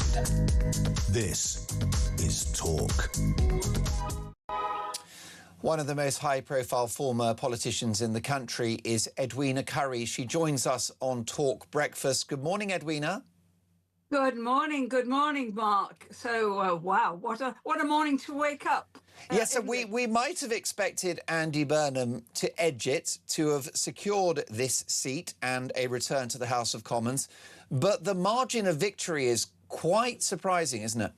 Yeah, cry havoc and loose the dogs of war. The game's afoot, isn't it? My goodness me. I mean, it struck me that actually, as a result of last night's outcomes at the various by-elections, we've actually got two losers. We've got two busted flushes. Busted flush number one is the Prime Minister, Keir Starmer, who's probably only going to be in office for a few more days. I think I can imagine a cabinet actually standing up and walking out on him unless he decides that he's going to have this leadership contest. Wow. And I would have thought Burnham was a shoo-in for that. But the other busted flush, Mark, is Nigel Farage, because Reform didn't manage to win up here in Makerfield. Of course, they didn't manage to win a few weeks ago in Denton and Gorton. That was won by the Greens. They didn't manage to win in Aberdeen South. That was won by the Tories. And they didn't manage to win in the other Scottish seat. That was won by the SNP.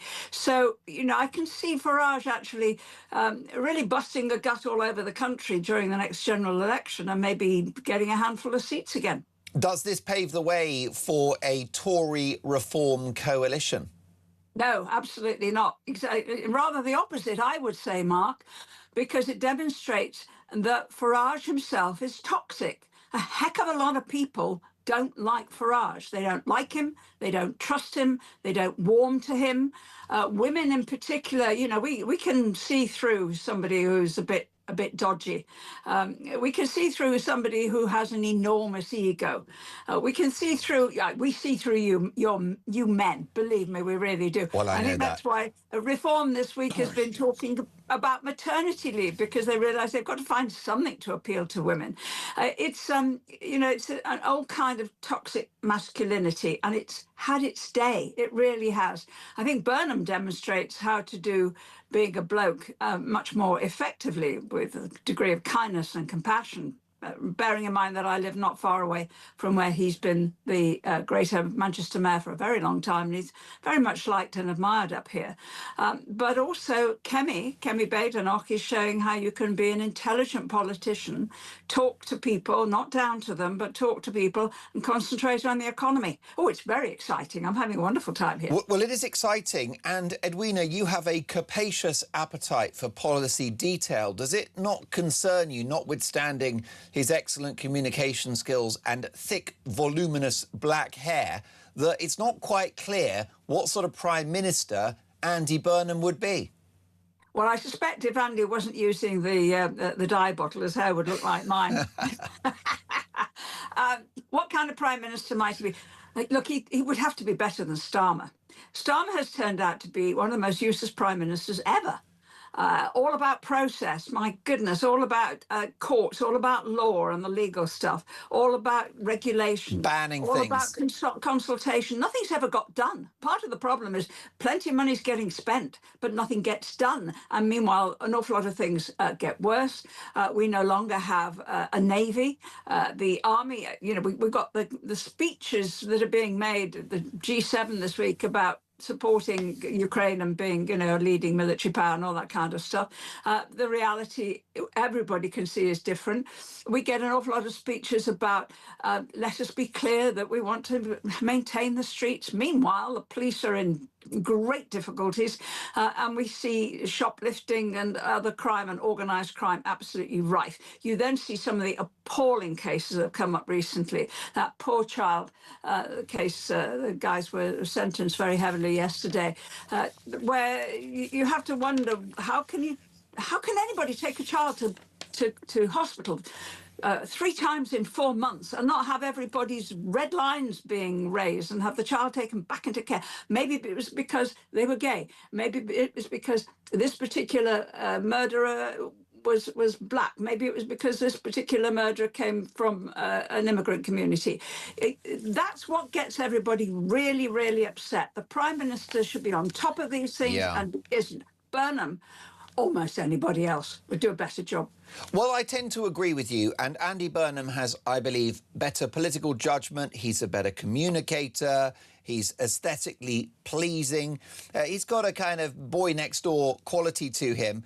The issue, though, Edwina, is that you are a robust Conservative. Are you not concerned that Andy Burnham will shift the country leftwards if he becomes Prime Minister?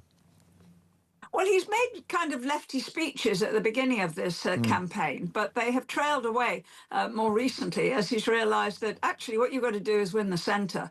And the Makerfield by-election, the constituency there is a bit of a microcosm of the country, because you had some quite affluent, rather beautiful areas with big houses, and you also had some poorer areas. So you've got a kind of combination of both. And that means that he's had to think hard about how to win the seat. You can't win it from the left. You can't win the country from the left. And if Burnham becomes Prime Minister, of course, then he's the one that becomes the bogeyman. He becomes the one who is responsible for any kind of failure, any kind of problem, any kind of unresolved issue in the country. That could mean he starts to resolve issues, but he's not going to succeed at everything. So, yeah, he's there. He's like the Skittles. He's there to be knocked down in future. One thing you should never do in life is rush Edwina Currie, but unfortunately the clock's against us. I wish we had longer. Edwina, thank you for your valuable input. Couple of seconds. Benedict, general election this year, yes or no? I would put my money on yes. Wow. Yeah, maybe very early next year, but actually, as I've said throughout the show, the sooner he gets it done, the better. Killed it this morning. Benedict, thank you for joining us. More to come. This is Talk Breakfast.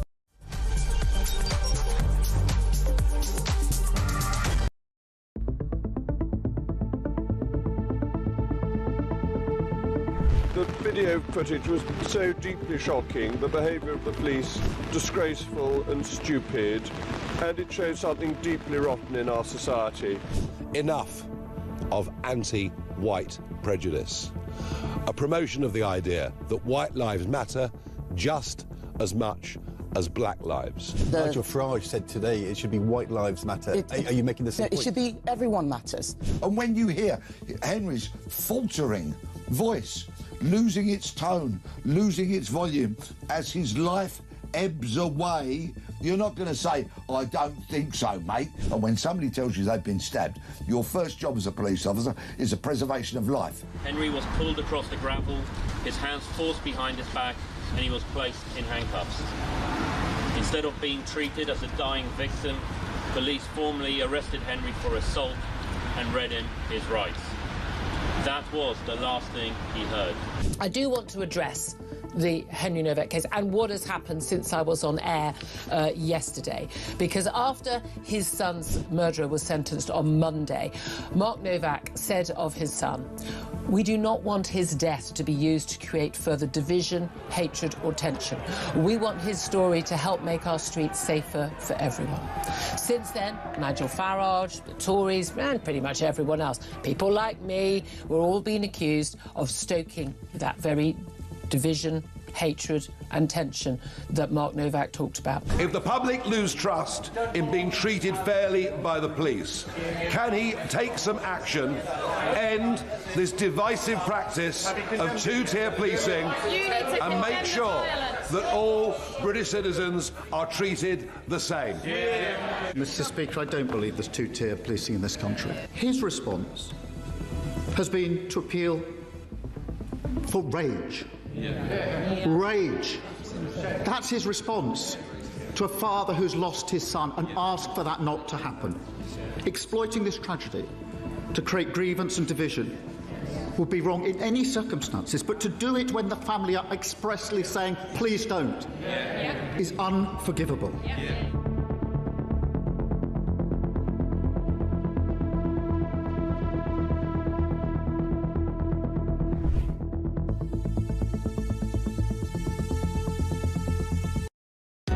Across the UK, on DAB+, on your smart speaker, on your smart TV, and on your side. This is Talk.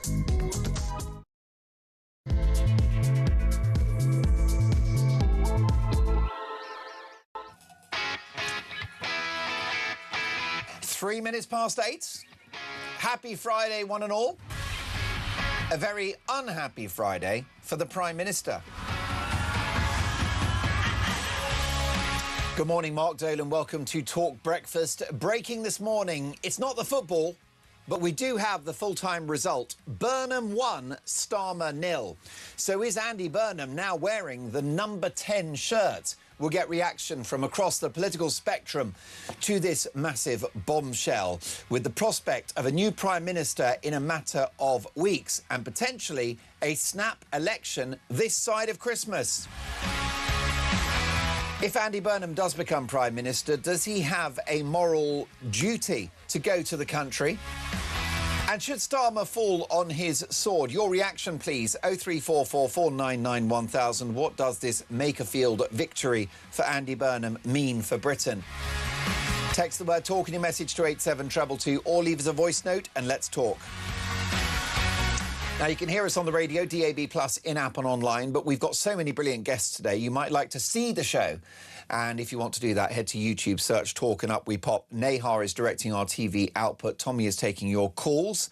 Christian is the boss of the show and Sam pressing the buttons. Well, Sir Keir Starmer's buttons have been pressed this morning.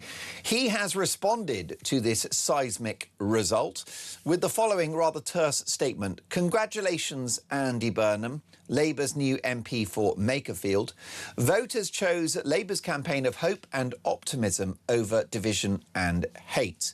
Wes Streeting, meanwhile, Prime Ministerial hopeful, has posted the following in just the last few minutes. Huge congratulations to Andy Burnham on an astonishing victory in Makerfield, where Labour lost so badly only weeks ago. He goes on to say, it gives us all hope that Labour can still win, but Andy's campaign is proof that to do so, we need to change. Now, that's an interesting post from Wes Streeting because he also wants to be the leader of the Labour Party. But in his post on X, it's Andy this, Andy that. So does that pave the way for a political coronation? Let's take a listen to the winner of the Makerfield by-election, the new Labour MP for Makerfield, Andy Burnham. Everyone knows that politics isn't working. Everyone can feel that the country isn't where it should be. Tonight just could, be the turning point. From here on, I will give everything I have got to make it so, to ensure the name Makerfield is forever synonymous with bringing about the change this country needs, bringing back something we've lost, hope for the future. Well, is it a turning point for the country, this result in Makerfield, or is it just a turning point for Andy Burnham's career? Let me know your thoughts, 0344 499 1000. If you're just joining us, let me bring you up to speed on the results. So Labour achieved 24,937 votes, so just shy of 25,000 votes, a whopping 54.8% of the voter share. Reform got 15,500, about 34.5%. Restore, 3,111, which is just under 7% of the voter share. So what's interesting is that Rupert Lowe's insurgent right-wing party, Restore UK, have not prevented Reform from victory. Labour would have won even if Reform had had Rupert Lowe's votes. Well, let's get reaction. Let's have a look at the implications of this. Will we get a snap election? Will Starmer fall on his sword? I'm delighted to welcome Lord Robert Hayward, renowned pollster, political analyst and Conservative peer. Good morning, Robert. Good morning. Well, we might have expected Andy Burnham to win, but not by that margin. No, it's a huge margin. At the start of the campaign, I was convinced that Andy Burnham would win, but nowhere near by that majority. It's striking, and it will resonate both particularly within the Labour Party and Labour MPs across the Midlands and the North, but obviously also resonate in terms of overall British politics, as you've been discussing. Was it a bad result for Reform UK? Yes, it was. And there's no doubt about it. There are stories in the media about Nigel Farage leaving Wigan kind of early in the morning.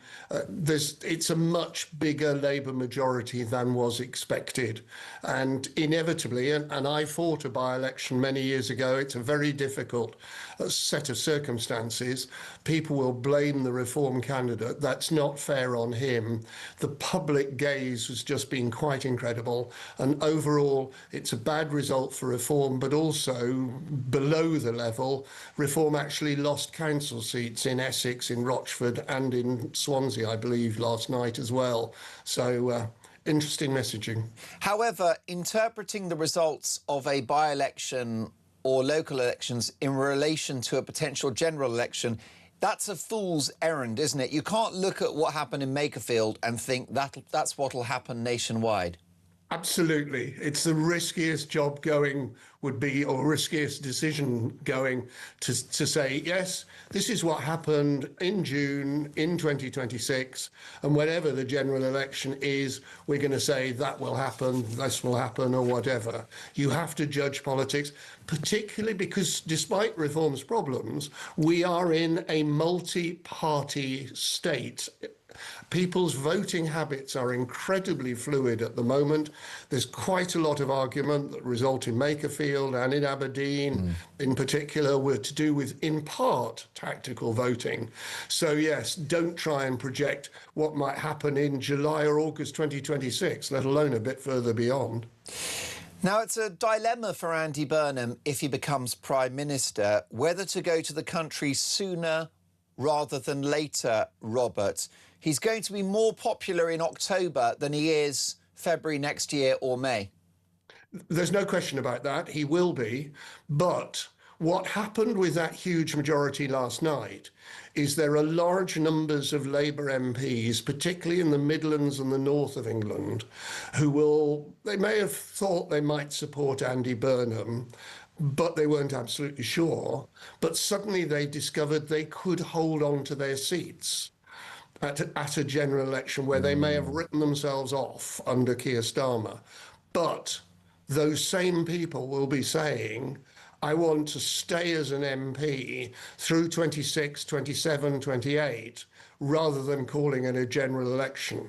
And the whiff of Andy Burnham calling a general election in the near future will cause quite a lot of those Labour MPs who think there is a prospect of them staying as MPs to move away from Andy Burnham if that's what they think he's going to do. Now, like yourself, Robert, Edwina Currie is someone that knows her political onions. She thinks there's a chance Sir Keir Starmer will look at the numbers, fall on his sword, potentially announce his departure within days. Is that credible, do you think? Yes, I do. I didn't think it would happen until I saw the declaration last night and the size of Andy Burnham's majority. But at this point, I just identified there's lots of Labour MPs who may have been uncertain, particularly in the Midlands and the North, and they suddenly think, oh, I could win. Now, under those circumstances, the timescales change, and I think there will be a lot of people saying to Keir Starmer, see sense, go gracefully, don't fight it out. Having said that, Steve Reed's been doing media this morning, making absolutely clear that the last thing Andy Burnham should do is challenge for the leadership. So we are in a difficult position, but I've brought forward my assessment of when Keir Starmer will go. And do you think that a coronation would harm Andy Burnham, given the fact that he might seek a substantial mandate from the party? Is a coronation problematic? Will it sow seeds of problems for the future? It sows problems. God, I can't speak. Been up too long. It's a tongue twister, that one. I'll give you that. I've been up right through the night. So we're very grateful to have you. It's not just the Labour Party that a coronation causes problems, but also we saw this within the Conservative Party as well. There's a sense that the members have not had their voice heard. They've not had the issues debated, and also that the person who is crowned hasn't been honed as party leader stroke prime minister adequately. members will say, oh, well, they made that error because they through a coronation.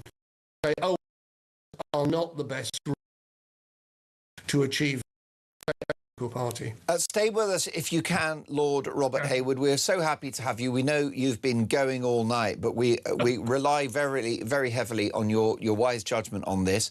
With us live from Makerfield is Samara Gill, who is our senior political correspondent. And Samara, it was a seismic result for Andy Burnham. Why do you think Andy Burnham performed so well? Was it a protest vote from other parties? Was it his magnetic personality? What's your reading of it?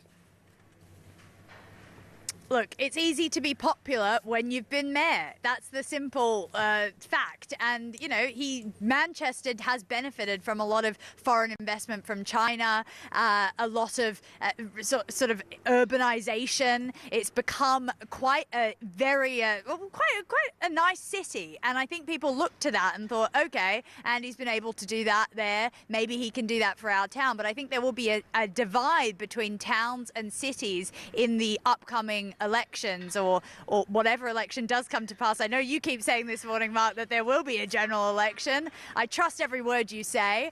I'm with Cameron here, actually. He's a local resident. Cameron, what do you do in the area of Wigan? I'm a traffic marshal. Work for Waits on building sites, so a lot of construction work. Yeah? Yeah. And what was your voting intention? If I was going to vote, it would have been Restore Britain. Right. Obviously, I didn't vote. I obviously didn't win, but that's who I would have voted for, Restore Britain. And why didn't you vote? What was the kind of reasoning behind that? Have time to vote and get out there, so I missed my opportunity. Yeah, you're working hard. You're working hard in this city. Yeah. What drew you to Restore? Just the values and the core. What's the word I'm looking for? The main points of what they want to do. Mainly restoring Britain, like stopping the boats, stopping the immigration. A lot to do with that more for me than anything else. And why not reform, which has got very similar policies? Nigel went back on a lot of things that he said. He's done a lot of U-turns on a lot of things he said. Kicking out Rupert Law because of how he wanted to go about the immigration. So it's just a lot of backtracking from Nigel Farage himself. And Andy Burnham has won today. Labour, he's now the Labour MP for Makerfield. What's your impression of him? Why do you think he won? Just to reiterate Mark's question, why was he so popular? I think the majority of people have voted for him so that he can be the next Prime Minister, sort of to get the ball rolling and getting Keir Starmer out. I think that's the popular reason on why he's been voted in, and the majority of the reason why he's been voted in. And would you even consider voting for Labour if there was a general election within this year and Andy Burnham was the head of that party? No, I think they've done too many things now that can't be looked back on. That can't not be looked back on. So I think it's time for someone else. It's always been a two-party system.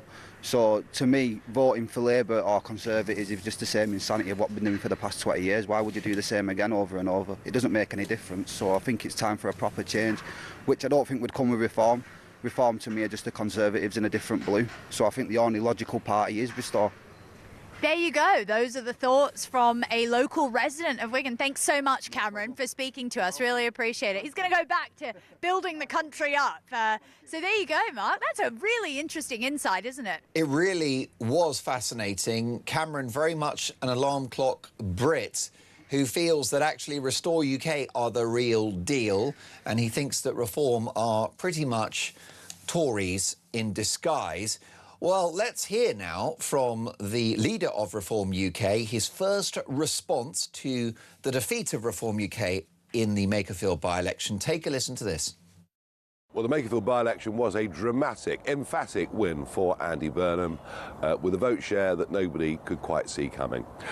In many ways, he's a popular local mayor, just as Boris Johnson was a very popular mayor in London just a few years ago. But what really happened here is it was vote Burnham, get Starmer out, which of course was our campaign message leading up to the locals on the 7th of May. So we were slightly hoist with our own petard. As for the Reform vote share, well, I thought we'd get 18,000 votes. We got just shy of 16, so I'm disappointed by that, no question about it. But I would say this, there's a couple of thousand voters there who would normally have gone out and voted Reform that voted Restore. And I would say directly to them, what do you want? We are the challenger party to the left in this country, and I would urge you to think again. I really, really would. In Scotland, we were pleased to come second in Arbroath, but the Conservatives had a win in Aberdeen South. Well, good for them. There's an irony, though, that it was Jeremy Hunt's budget that destroyed investment in the North Sea. They've won, and I think what we'll see now is the Conservatives will have their pockets of strength around the country. But in the north of England, the Midlands, South Wales, many other areas, the Conservative vote now averages in by-election after by-election around about 2%. So Reform still is the big national party on the centre-right. A disappointing morning, but we keep going. Well, a fascinating response there from the leader of Reform UK to their defeat in Makerfield. Lord Robert Hayward, pollster and Tory peer, your reaction to what Nigel Farage had to say there? Well, I think he's wrong on something he said, because he said that Reform came second in Arbroath. They didn't. They actually came behind the Conservatives. I may have misheard what he said, but that's certainly what I thought he said, and the Conservatives were second to the SNP.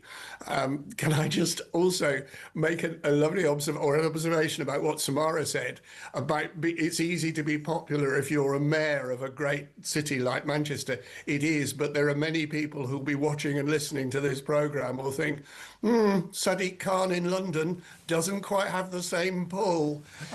It's not as easy as one might think. Yes, politics is in an interesting state. I was very interested by the interview that Samara did with the worker. Cameron, His criticism of Nigel Farage. Nigel Farage made the comment, well, we can come together, restore and reform. There's quite a lot of evidence that actually people who are moving to restore have decided they don't like Nigel Farage and have looked for an alternative. It's not so much the different policies, that many of them are making a judgment about the personalities. Well, that's very interesting, isn't it? And what about a divided right? What are the implications, Robert, for the next election? You have the Tories, who are a tainted brand, but led by an admired and popular figure in Kemi Badenoch. Then you have Restore, who have a significant footprint, a significant base, and are likely still ahead in the polls. And then an insurgent party on the right, led by Rupert Lowe, who have achieved 7% of the voter share in Makerfield. So what's your appraisal of what's happening on the right? Oh, at the moment, the right is split in a series of different directions. There's no question about it. We are in, as I just said, a multi-party state in this country, and it will take time as the different parties and the perceptions of the different parties and the different leaders evolve. And we will see slowly but surely that evolution work out, either in the favour of the Conservative Party or Reform, but for the moment, uncertain. Robert, you've been going all night, but you are as fresh as a daisy. We're delighted to have you on the show. Thank you so much for your time and your insight. Lord Robert Hayward, Tory peer, pollster and political analyst. Samara, I need to run because I've got many more big political names waiting in the wings. But what do you think about this issue of the divided right? How's that going to play out? I think it's going to be very messy, and unfortunately it seems that the right may cannibalise itself. I think Rupert is now a force to be reckoned with, and Nigel is going to really have to think about the enemies that he makes and how that's going to follow him into the future. And I know that wasn't just Nigel Farage making that enemy. It was very much a dispute between the two and between other party members. But, you know, it's having real life consequences now. Although we really shouldn't overstate it. Restore got 3,000 votes out of 45,000. It's not exactly the reckoning that they were banging on social media about. I do just want to quickly say before I go, Mark, and thanks for having me on, there was a group of hooligans that were kind of drug addict types behind us, and they were sort of youngsters, maybe 18, 22. They were creating havoc, and this is stuff you see in London all the time. Literally 3 minutes after that, police came, arrested them, checked all their bags, got them off the streets. So I'm actually starting to come round. Maybe this Labour-run constituency isn't so bad after all. What's going on? That's right. You've got police who are actually going after criminals rather than people saying unkind things on Facebook.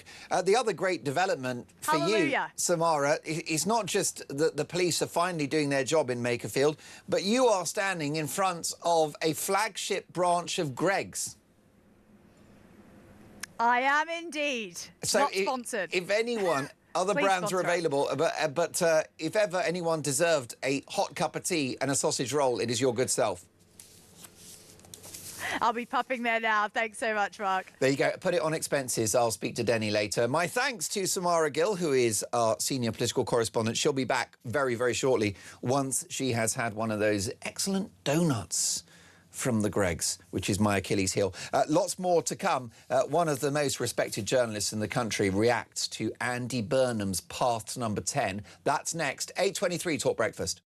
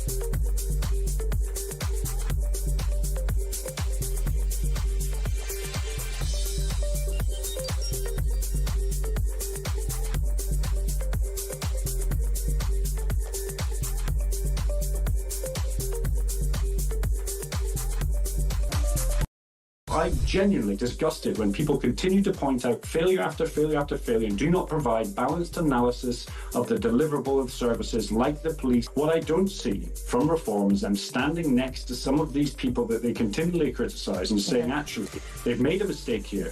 There is a requirement for a review and we must get through it. But I'd also like to thank the police for doing an excellent job at stopping the riots, doing this, breaking this criminal gang, doing the hard work they do day in, day out. And I think we take it for granted.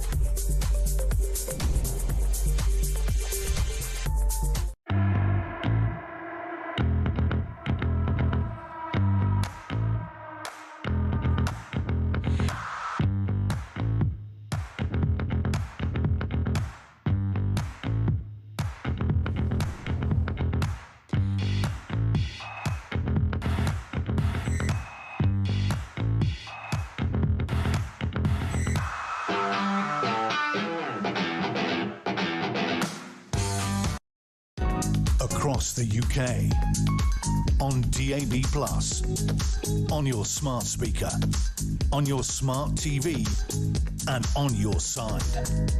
This is Talk. Well, a great result for Labour and for Andy Burnham, who is the new MP for Makerfield. What are the implications for Reform UK and the political right? Let's get the views of Isabel Oakeshott, Talk's international editor. Good morning, Isabel. Good morning. What are your headlines from Makerfield?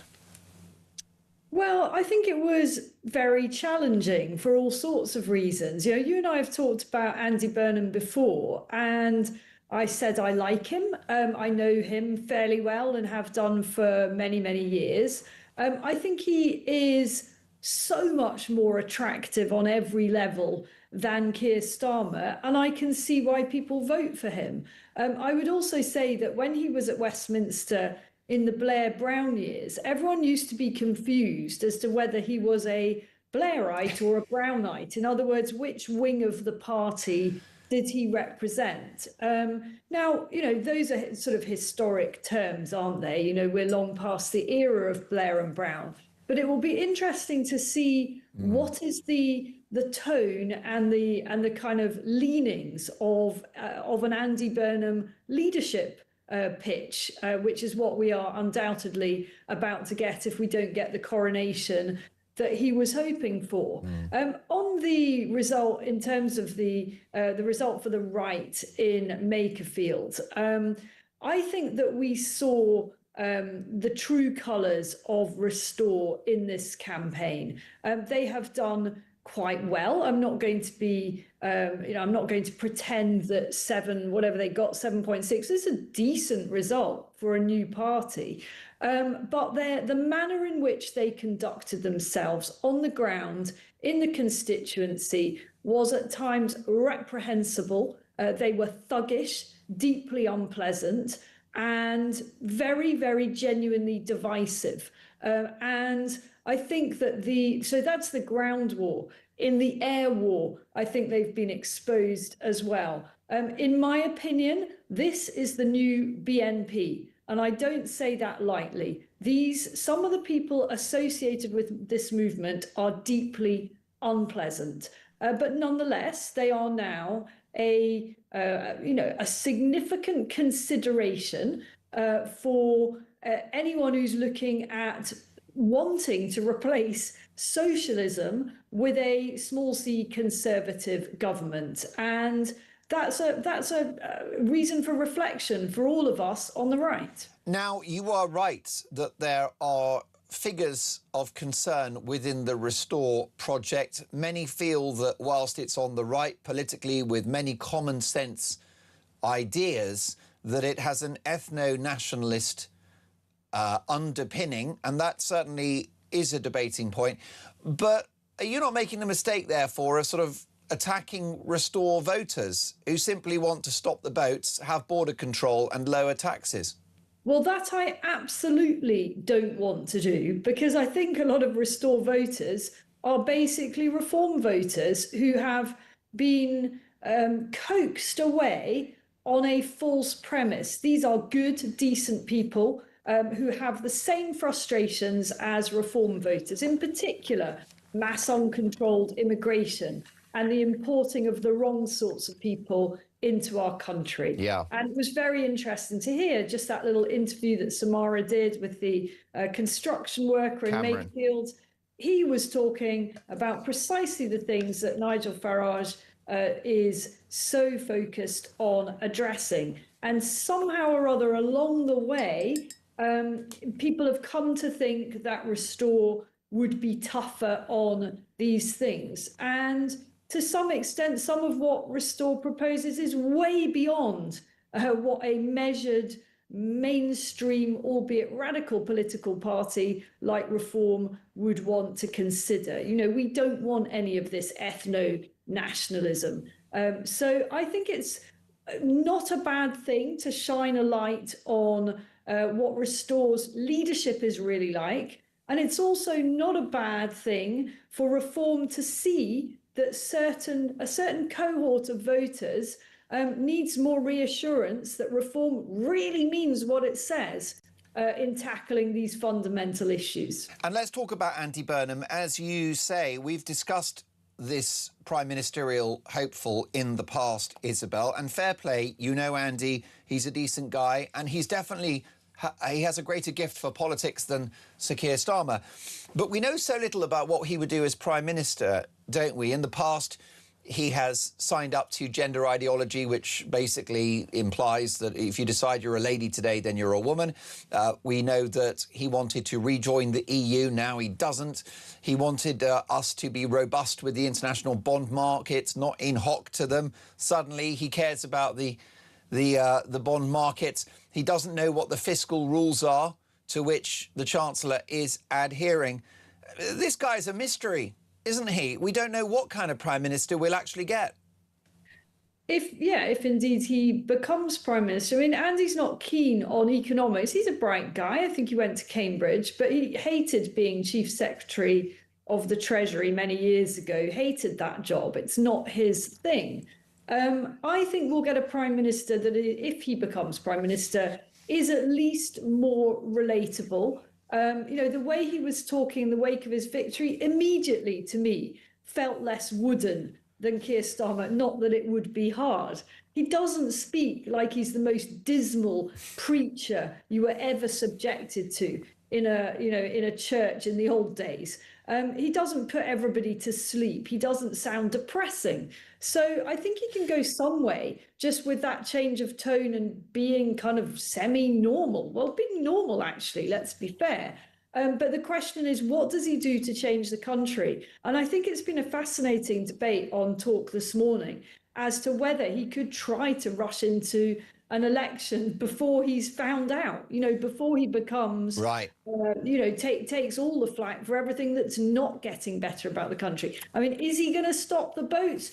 Absolutely not. Is he going to curb mass uncontrolled immigration? Absolutely not. Is he going to be able to transform the economy? Absolutely not. Therefore, there is a limit to how long his popularity will last. Most definitely. Isabel, just a couple of seconds if we can, because I've got Andrew Bowie waiting in the wings, looking forward to that conversation. What do you think about the chances of an election this side of Christmas, given it's quite clear that if Andy Burnham becomes Prime Minister, he will be more popular in October than he will in February or May of next year? Well, of course, I can be very speedily proven wrong, but I think this is nonsense. He knows he's got 3 years. I don't think he's going to take that risk. 3 years is plenty enough for anyone to be Prime Minister. And I think he'll be quite happy to bank that, do what he can in those 3 years and then take his chances at the last possible moment. And just briefly, because I interviewed Nigel Farage for the Daily Express, that's coming out tomorrow, and he said that Andy Burnham will be found out within 48 hours of entering number 10. He said to me that Andy Burnham is a lightweight and a charlatan. Do you share that view? Do you think that Andy Burnham, notwithstanding his political skills and his lovely rich mane of black hair, that he will actually struggle as Prime Minister as much as Starmer has? In a word, yes. I think 48 hours is a bit harsh because I think the media, apart from anything else, will give him a little bit of slack. But I think it won't be long before he's exposed as quite weak on the issues that I've said to you that are troubling the country. Brilliant to see you this morning, Isabel. Thank you so much for your wise thoughts on this political bombshell. Isabel Oakeshott is Talk's international editor. Delighted now to be joined by the Shadow Secretary of State for Scotland and the Shadow Minister for Energy Security and Net Zero, Andrew Bowie. Mr. Bowie, great to see you again. It's been too long. Are you well, sir? Far too long. I'm very well. How are you? I'm very well indeed. And by the way, what a result for the Tories in Scotland. Yeah, delighted. I'm sitting talking to you from Aberdeen, where we achieved a historic victory yesterday. Our first by-election victory in Scotland since 1972, our first by-election gain in Scotland since 1967 with a 6,000 majority. Absolutely delighted, demonstrating that the Conservatives are winning again and that our message, especially on energy policy and oil and gas, is cutting through. Most definitely, and it was a very successful campaign, and it was quite historic because this, I believe, is the first Conservative by-election victory in Scotland since the 1960s, when you were just a twinkle in your father's eye, Andrew. I don't think I was even that in the 1960s. But it's been a very long time coming. This has been an incredibly tough campaign. We fought it very hard. We've gained this seat from the SNP, having come third only 2 years ago in the general election. So let's not underestimate what the Conservative Party managed to achieve in Aberdeen yesterday, getting people behind it that are really worried about the future of the oil and gas industry, really worried about their city, but that at a national level see in Kemi Badenoch a leader that they want to unite behind it, that is giving them clarity and giving them answers to some of the big questions facing the country today. Well, I'm glad you mentioned the boss, because I think the Tories have a problem. It's a double-edged sword, isn't it, Andrew? The public admire and like Kemi Badenoch, but the Conservative Party as a brand, not so much. Let's look at the fact that just 997 people voted Conservative in Makerfield yesterday. Yeah, look, I mean, obviously we're disappointed by the numbers we got in Makerfield, although being very proud of the campaign we ran there. It was always going to be a contest between Labour and Reform. It was framed as that from day one. But whilst that by-election was about one person and one person's job, we threw everything at saving thousands of people's jobs in the North Sea and in our oil and gas industry. And that's where we put all of our effort over the last few weeks in Aberdeen South, and it's paid off. And across the country, people will see that the Conservative Party can win again. And although, of course, I would love to have seen us get a better result in Makerfield, the fact is that we gained a seat last night, nobody else did, and we're moving forward, and I think the country will benefit from that. Andrew, it's not impossible that if he enters number 10, Andy Burnham will be a worse Prime Minister than Keir Starmer. I know it's hard to believe that anybody could be worse than Keir Starmer, but it is a possibility. The fact is that Keir Starmer, although as unpopular and incompetent as he is not actually the problem. The problem's the Labour Party. You know, we look around and there's no new ideas, no fresh faces. You know, they've turned to the next bright young thing who was in Gordon Brown's government, a man who served in the noughties in government as the bright new hope for the Labour Party. That shows they're out of ideas, out of people, and frankly out of time. And it's sooner rather than later, I think this government needs to be put out of its misery. Andrew, it's been a while. Fantastic to catch up. Thank you so much for sharing your thoughts on the Makerfield by-election result and a big victory for the Conservatives in Scotland, in Aberdeenshire. Andrew Bowie is the Shadow Secretary of State for Scotland. Well, what does this result mean for the political right? I'll be asking the fearless Anne Widdecombe next, 8:38 Talk Breakfast.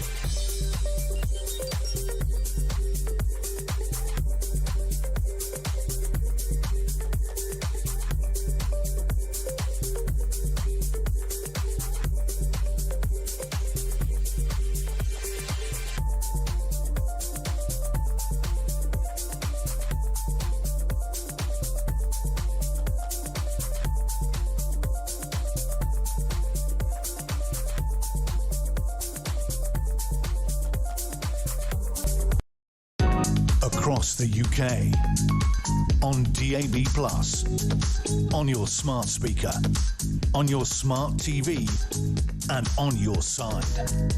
This is Talk.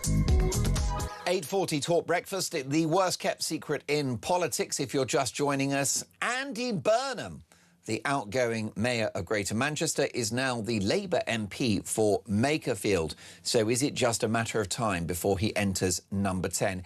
And what are the implications of this result for the political right in the United Kingdom? Who better to ask than an icon of the political right, former Home Office Minister, broadcaster and best-selling author Anne Widdecombe. Good morning, Anne. Good morning to you. Very good to see you. You must be disappointed at Reform's performance in Makerfield yesterday. Well, obviously, I'm disappointed that we didn't win, but this was a very, very unusual by-election. The whole emphasis was not actually on the by-election. It was on the future of the Labour Party and in particular the future of Keir Starmer. And I think we can now expect to see weeks, if not maybe months of chaos as Labour tries to sort itself out. And of course, what we can't overlook is that Burnham is likely to turn Labour left. So, it may be a bad time for the country coming up. Well, I think that's a really interesting response, Anne. In his response to what happened yesterday, Nigel Farage has urged voters of Restore UK to back Reform. Are you worried about a divided right, a war on two fronts for Reform UK, the Conservatives and Restore?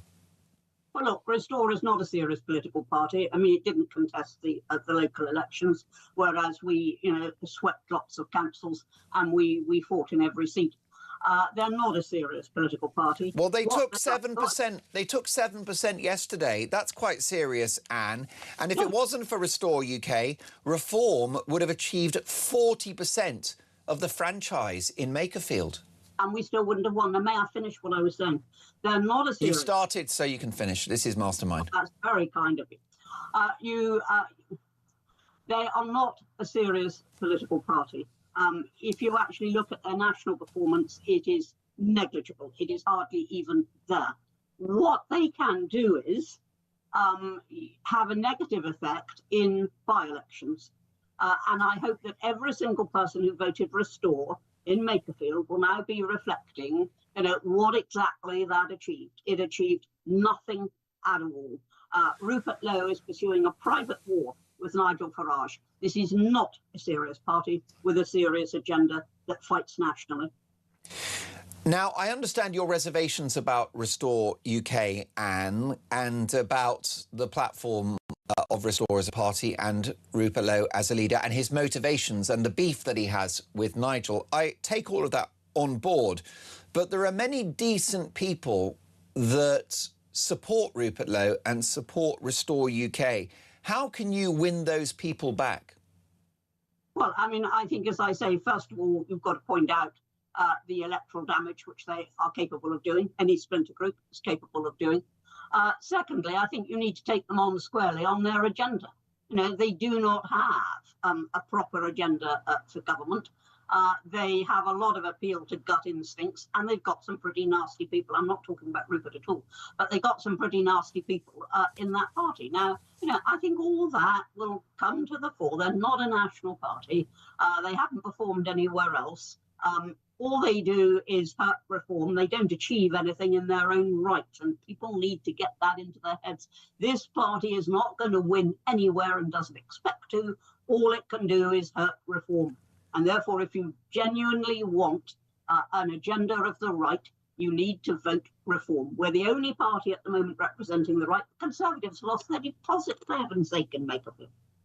However, under the leadership of Kemi Badenoch, the Tories appear to have achieved some kind of recovery, and they may have 3 years to put together some kind of offer to the country. So do you think it's almost inevitable that this division within the right will gift Labour another 5 years?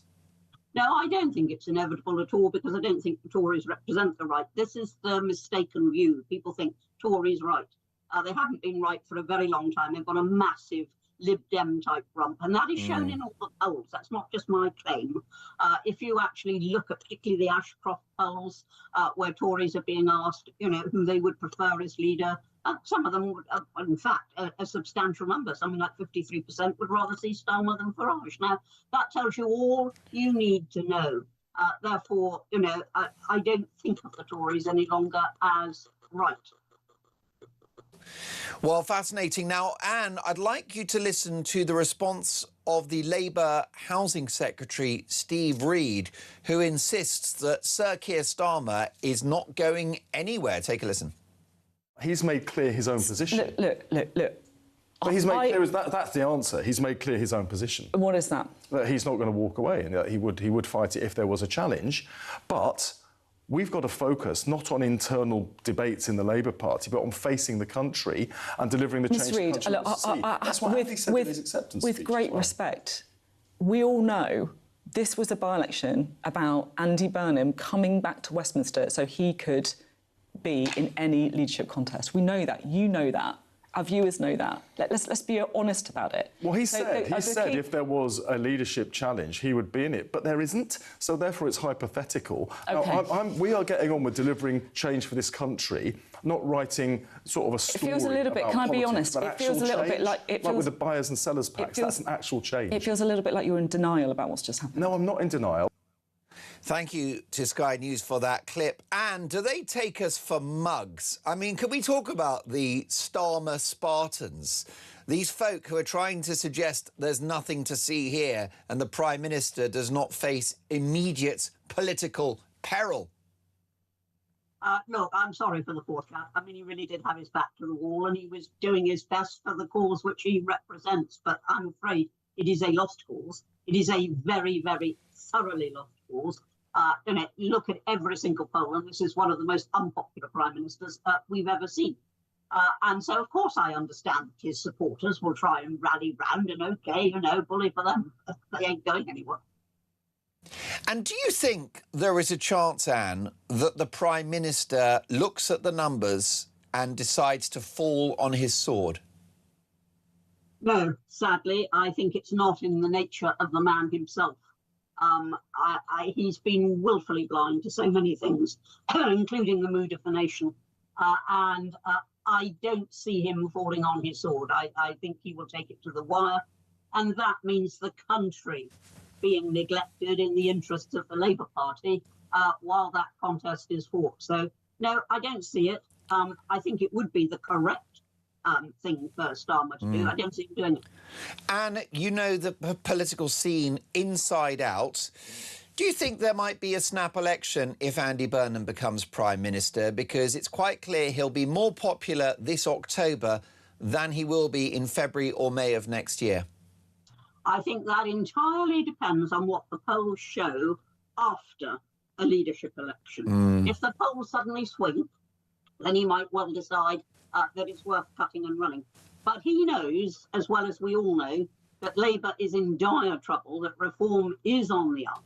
He knows that, and he's got to do what Gordon Brown did, though not in the reform situation, do what Gordon Brown did and say, do I actually want to risk 3 years of premiership on an uncertain outcome? And Gordon Brown said no, and I suspect that Andy Burnham will say no. And Anne, does it trouble you that Andy Burnham could be more left-wing than Sir Keir Starmer, that he may have a more liberal immigration policy, that he may double down on net zero, that taxes and borrowing could go up? Yes, is the short answer to that question. As I've said, I think he will turn Labour left and therefore the direction of government left.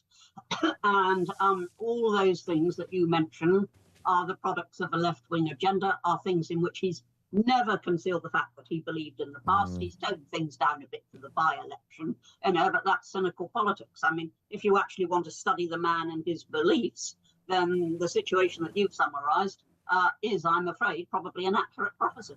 My goodness. So do we face the prospect of a new Prime Minister with the same policies, if not worse, but just better presented? Is this lipstick on a pig? Yeah. OK, I don't know that I would phrase it quite like that, though that's a very imaginative way of doing it. But yes, I mean, people were voting to get Starmer out in Makerfield. I wonder if they followed that train of thought through to what we could now get. And fantastic to have you on the programme this morning. No better person to give their input on what happened in Makerfield yesterday. We'll catch up soon. An icon of British politics, Anne Widdecombe, former Home Office Minister, and now Reform UK's Immigration and Justice spokesperson. Andrew's in Hertfordshire. Good morning, Andrew. Good morning. Cracking show. Well done. Interesting times. Interesting times. Aren't they just? Andrew, you wouldn't know, would you, whilst this political drama plays out, that Rome is burning. Our viewers and listeners are struggling with inflation, unemployment, cost of living, taxes. The country's a mess. Yeah, but the thing that's clever about Starmer is he doesn't want the job anymore, and this gives him a way of just walking away with his head held high, and he's delivered breakfast clubs. Remember that the snake oil salesman that is Burnham is no different to Blair. He just uses the word hope. Now, when we had the Brexit vote, people said leave, and the politicians destroyed it. And that's the thing. When you vote, you want an action. And we all know what it is we want. We want to know how. How are you going to do it and deliver on it? So all Burnham is exactly the same as Labour are today, but even worse.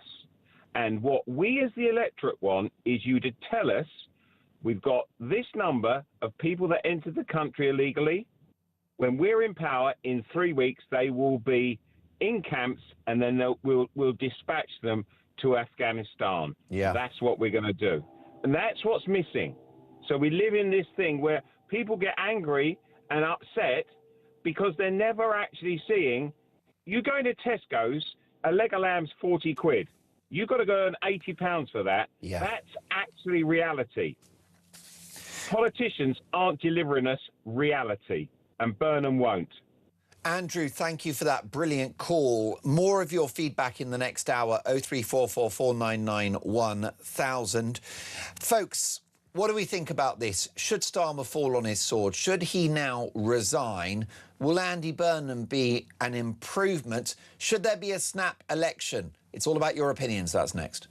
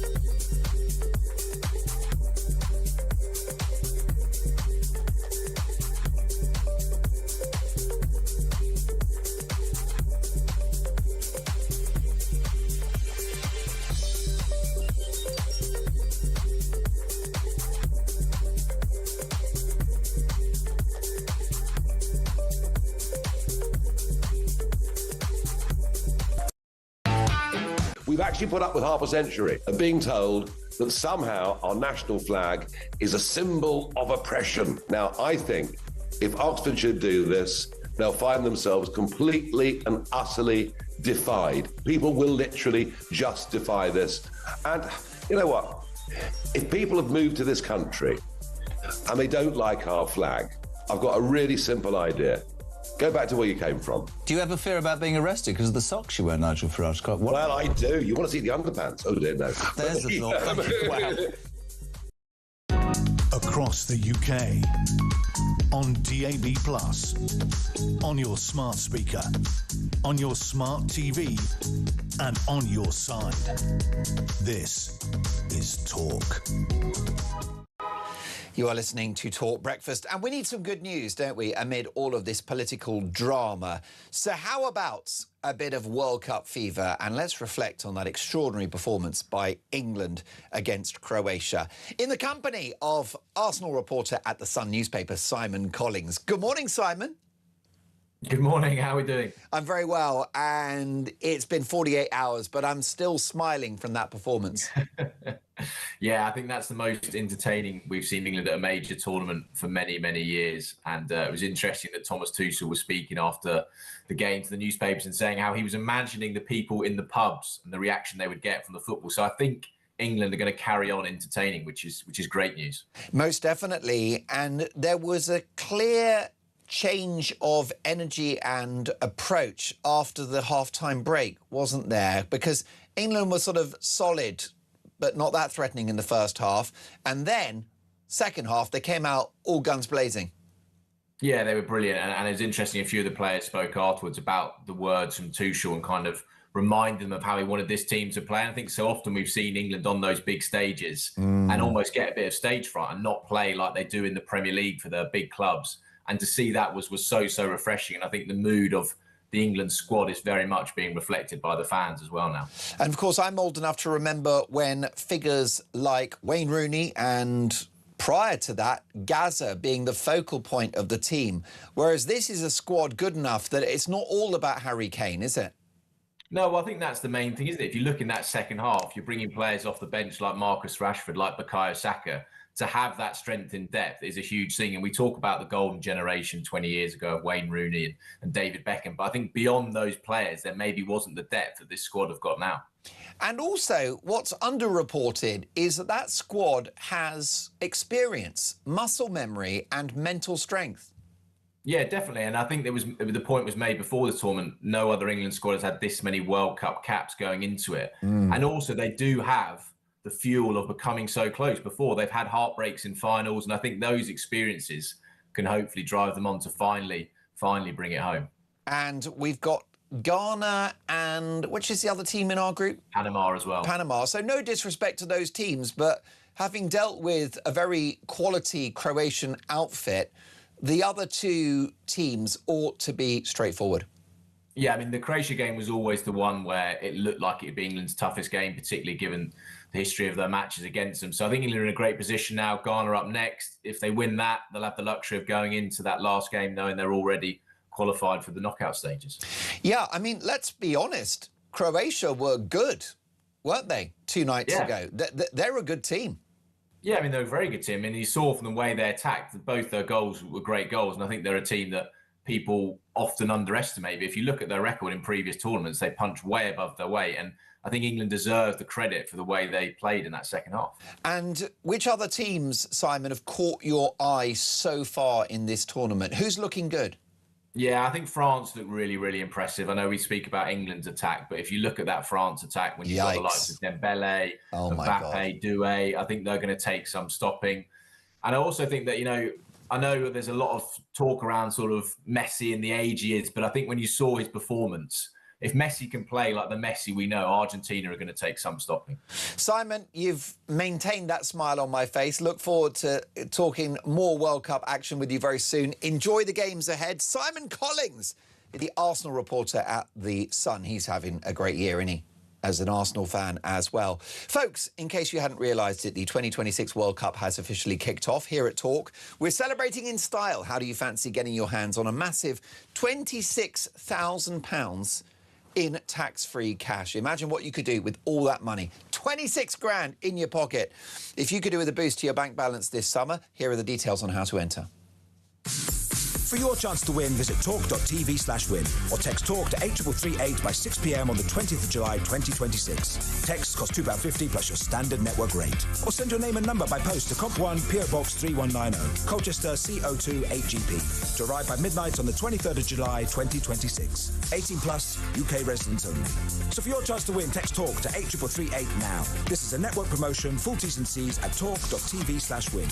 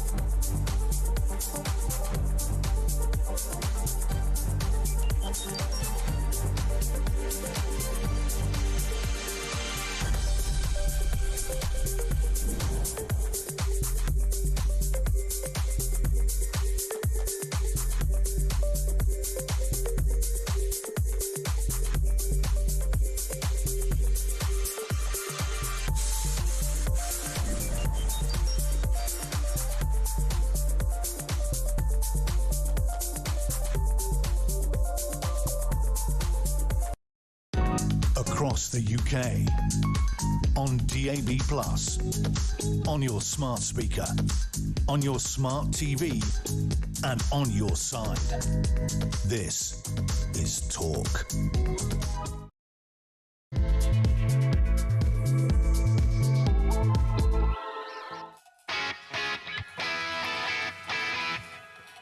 If you are of a sensitive disposition, I'm talking to you, Prime Minister. Look away now. Good morning, Mark Dolan. This is Talk Breakfast. Happy Friday, one and all. A very unhappy Friday for Sir Keir Starmer. Yes, folks, it is not the football, but we do have the full-time result. Burnham 1, Starmer 0. So is Andy Burnham now wearing the number 10 shirt? Is Andy coming home? Or will it be a balls up? So we'll get reaction from across the political spectrum to this political bombshell with the prospect of a new Prime Minister potentially in a matter of weeks. So if Andy Burnham becomes Prime Minister, does he have a duty to go to the country? Do we need a snap election this October? And what about Keir Starmer? He remains the Prime Minister, but should he fall on his sword? What do you think? 0344 499 1000. Text the word TALK in your message to 87322 or leave us a voice note and let's talk.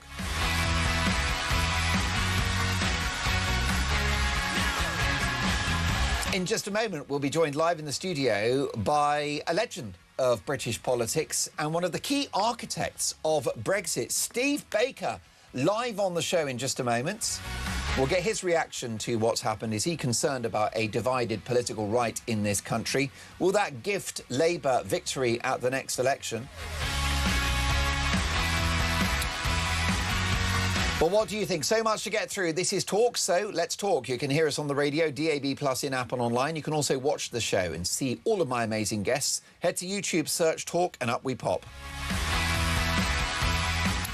And let me bring you up to speed on where we are if you're just joining us. So Andy Burnham, the outgoing mayor of Greater Manchester, is now the brand new Labour MP for Makerfield.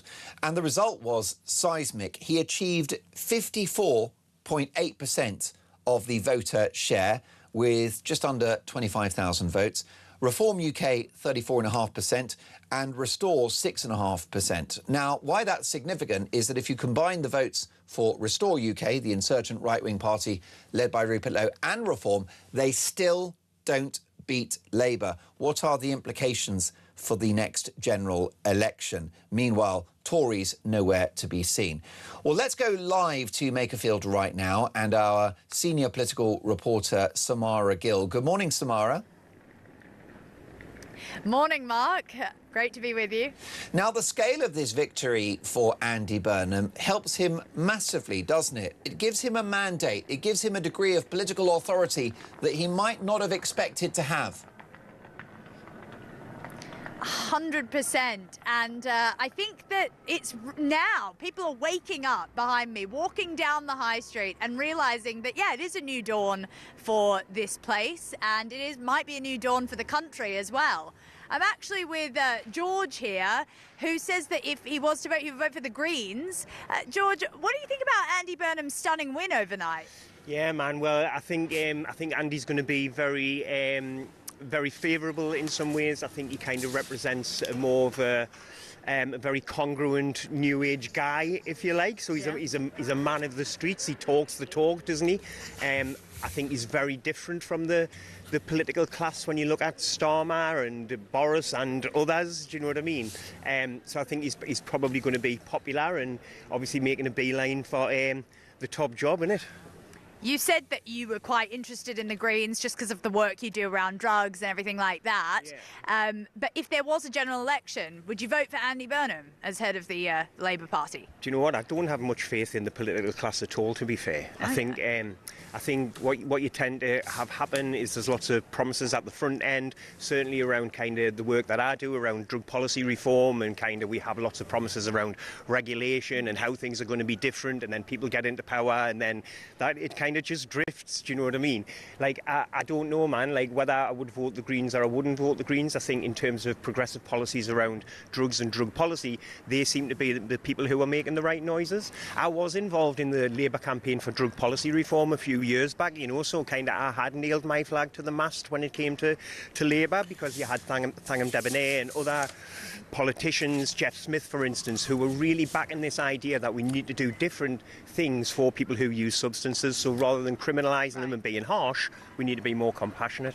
But will Andy come into Westminster and just be the same? Will he shut the door in your face? I don't know, man, because he says that he won't, and I feel for me, you know, like, I don't know the guy, but, like, for me, you kind of... Feel like you know him? Yeah, well, I feel like he knows us in some ways, do you know what I mean? Like, I feel that, like, Keir Starmer's so out of touch, man. And I think the political class they live in the Westminster bubble. They don't come to places and spaces like Wigan, where we have 21 people who die every day of a needless and avoidable drug-related death. We can do things to stop this stuff. So I'm hoping that Burnham, being a man of the people, as he says that he is, doesn't forget himself, do you know what I mean, and is in a position to influence, because if he doesn't, Labour won't get in, Conservatives won't get in, and I think the door's open for the Greens. Wow, there you go. George, thank you so much for giving us those words of it's something really to chew on, you know. Andy's very popular. Most of the people we're talking to voted for Andy Burnham here on this high street. So clearly people just don't want him to get lost and don't want them to forget about where he came from, which is Makerfield, apparently. Most definitely. Well, look, thank you, George. And Samara, hopefully we'll catch you before the end of the hour. Brilliant reporting. You've been going for hours now. Live in the studio, and I say this not lightly, he is a politics legend, because Steve Baker is one of the architects of Brexit and actually got that deal across the line. He's also the man who stood up against the ruinous lockdowns during the COVID-19 pandemic. Good morning. Well, Mark, thank you for such a kind introduction. I'm honoured indeed. Well, it bothers me with COVID because it's the elephant in the room in terms of the amazing economic damage that we're now experiencing. Oh, yeah. And so much of that was a decision to shut the economy down for 2.5 years, something to which you objected and voted against. Well, absolutely, yes, we did. We mobilised as many people as possible. We were the only resistance, or the only people even questioning lockdowns and restrictions. The Labour Party, of course, wanted them all to be longer and harder. And look at the damage it did. Money printing was used to buy the bonds to get us through. That resulted in a big inflation. That's really hurt people. And mental health, of course, has been a huge problem. I couldn't believe it when I saw Fraser Nelson's calculated 2,000 people a day are going on to sickness benefits with mental health. Undoubtedly, in my mind, a consequence of lockdowns and restrictions. I mean, it's an appalling thing. Most definitely higher debt as well, and a waiting list on the NHS of in excess of 7 million people. The whole thing was a disaster. But yeah. Here's where we are. The reason why I mentioned your record on Brexit and on your opposition to COVID lockdowns is I believe both of those positions are the truly conservative position. Well, yeah, I always like to think I'm fighting for a free future, which is the name of the big project that I've launched, and that's what I do. I'm in the business of pursuing the principles of a free society, and that means democracy, it means freedom, it means, you know, people being able to go to the funeral of their loved ones, for example. You know, that's why consistently I always advance. So tell me about this project then. What are the ambitions? Well, when I lost my seat, one of my supporters said to me, you should have a think tank. And I said, oh, hang on, there's loads of great think tanks. Why don't I do something to create the infrastructure to promote them all? So we've put together a podcast, a Substack, merchandise, a community, educational programmes and events, and our job is to take voices for a free future and make more of them. So it's not really about me, it's about the people that we serve. So that's what we're free future. And is it cross-party or is it... Oh, yeah, absolutely. I don't really care who delivers the principles of a free society as long as it's done. We just interviewed Tim Farron, and on some issues Tim and I can agree on freedom. We've had Danny Kruger was on. You know, I will support anyone who advances the principles of a free society. Yeah, I mean, you could probably co-opt Tony Blair, who thinks we should scrap net zero and have lower taxes so we can have national income. He's not always wrong. I mean, I listened to an interview with Tony Blair yesterday and I thought he sounds like me. Incredible, talking about welfare benefits and the need for stronger defence. So, you know, he's not always wrong. And Tony Blair, like him or loathe him, and certainly I've had my huge quarrels with him. I had to have dinner with him once in Northern Ireland, but That was a trial. But, you know, like him or loathe him, he's occasionally right, and he does set the weather on the left. So it is really important and interesting that he's made these interventions, yeah. I'm delighted to say we've got you for half an hour, and before you go, I'm going to ask you about the 10-year anniversary of the Brexit referendum. Yeah. But let's look at the immediate story, which is Andy Burnham, who is now a newly elected Labour MP. And he will be Prime Minister in a matter of weeks, won't he? Oh, you would think so, yeah. Great article in the Times by Patrick Maguire making the case of just how seismic this is for him. I'm trying to just detach myself because obviously I think Labour's a very bad thing. But when you just look at it, the politics of it, to get nearly 55% of the vote and a majority of 9,000, that is so decisive. He beat all of the other candidates put together. So Labour MPs will now be looking at this as a return to politics as normal. I mean, in a sense, Burnham's triumph is he's persuaded Labour voters in a Labour seat to go out and vote Labour. I mean, it's not huge. Yeah, what a miracle. Except it is, because we live in such a strange time. So if you're a Labour MP, terrified of reform, terrified you lose your seat after possibly one term, Andy's now your saviour, isn't he?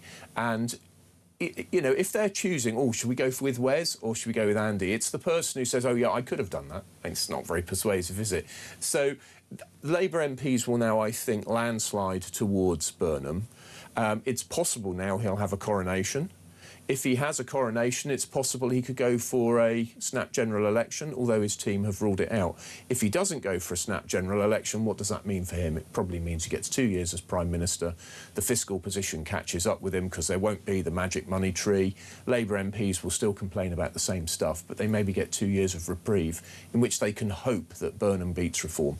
I don't buy that. So I suspect what he'll do is get power, cling to power, try and turn it round, fail, and then we go into the next election, and the right will have had to sort themselves out, as you alluded to earlier.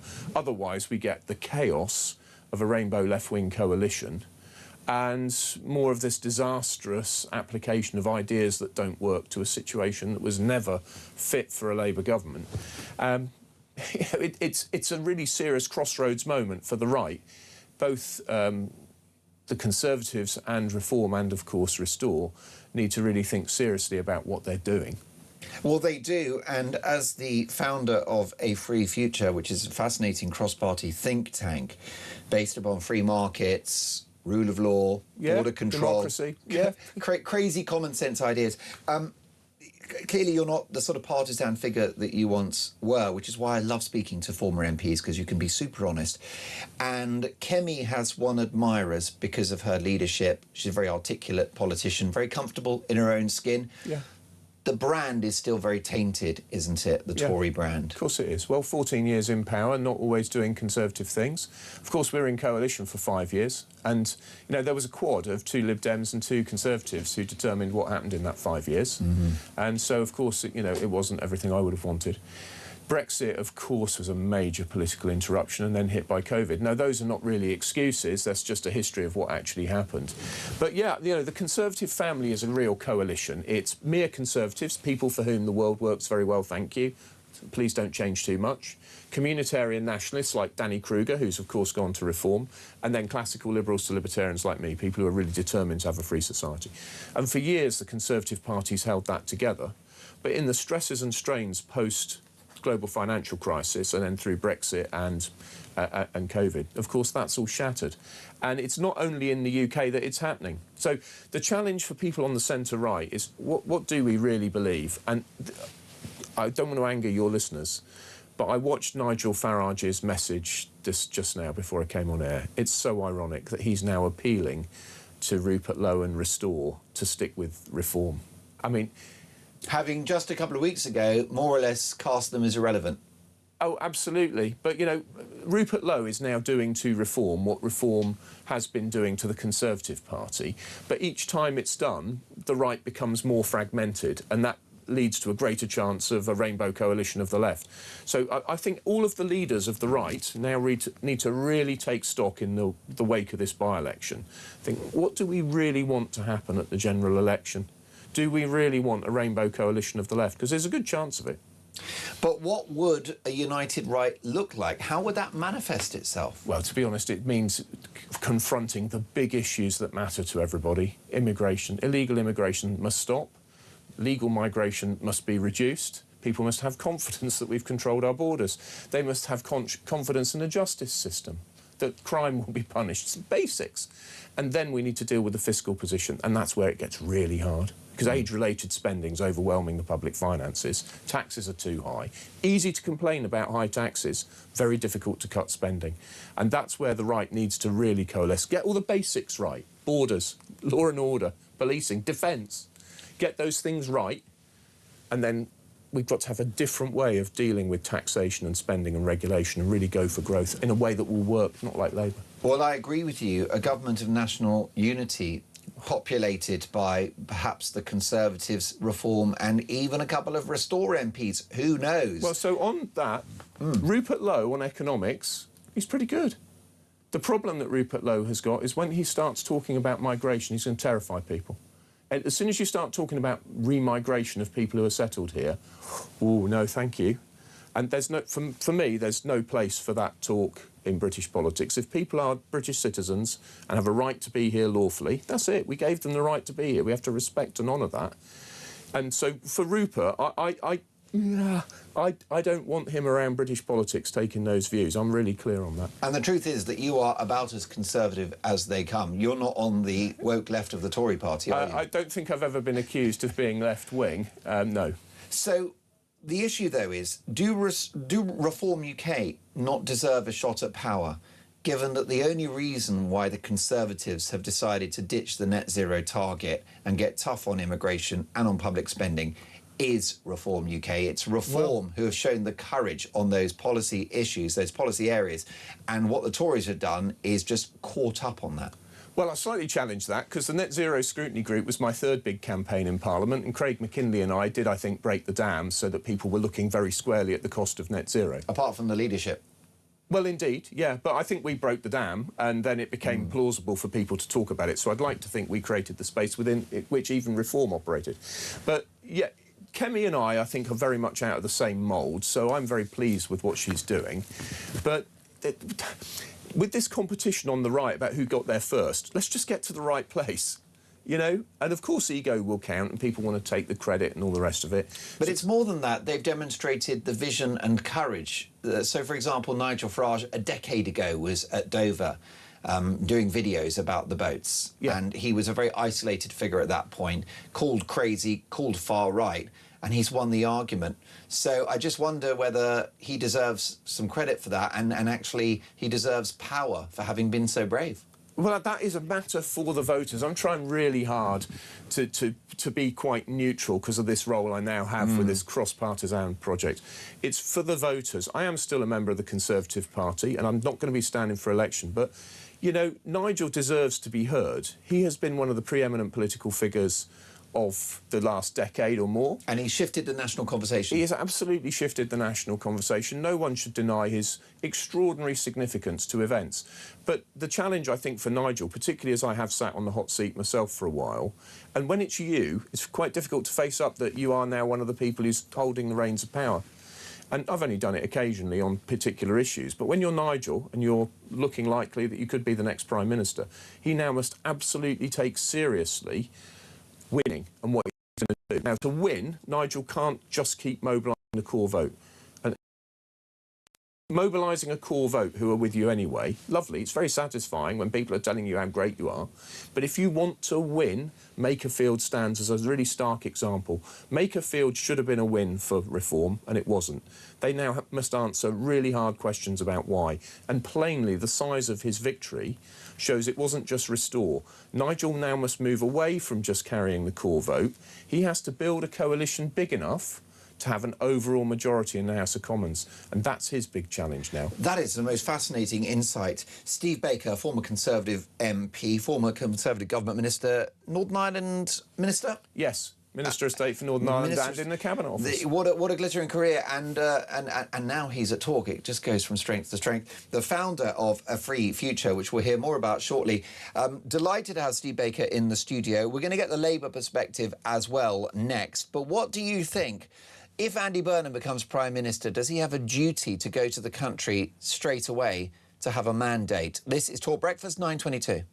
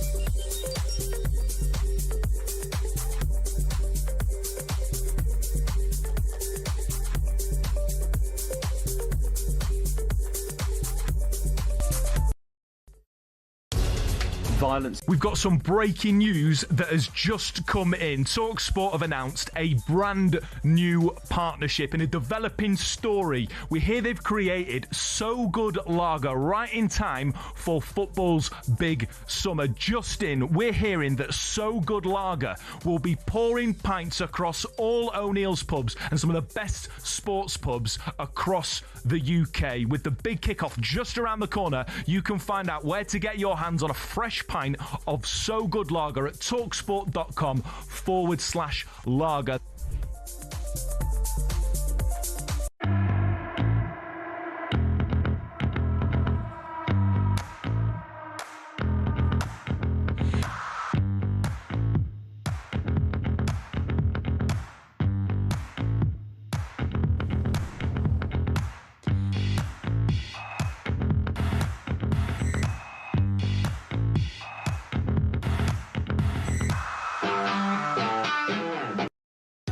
Across the UK, on DAB+, on your smart speaker, on your smart TV, and on your side.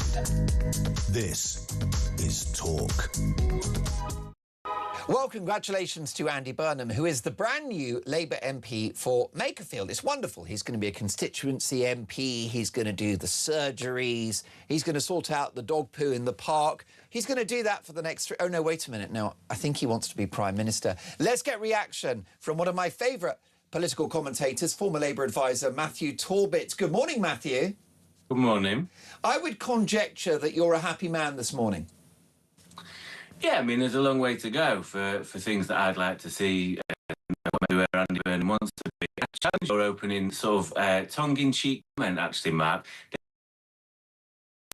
to do his surgeries whilst being Prime Minister.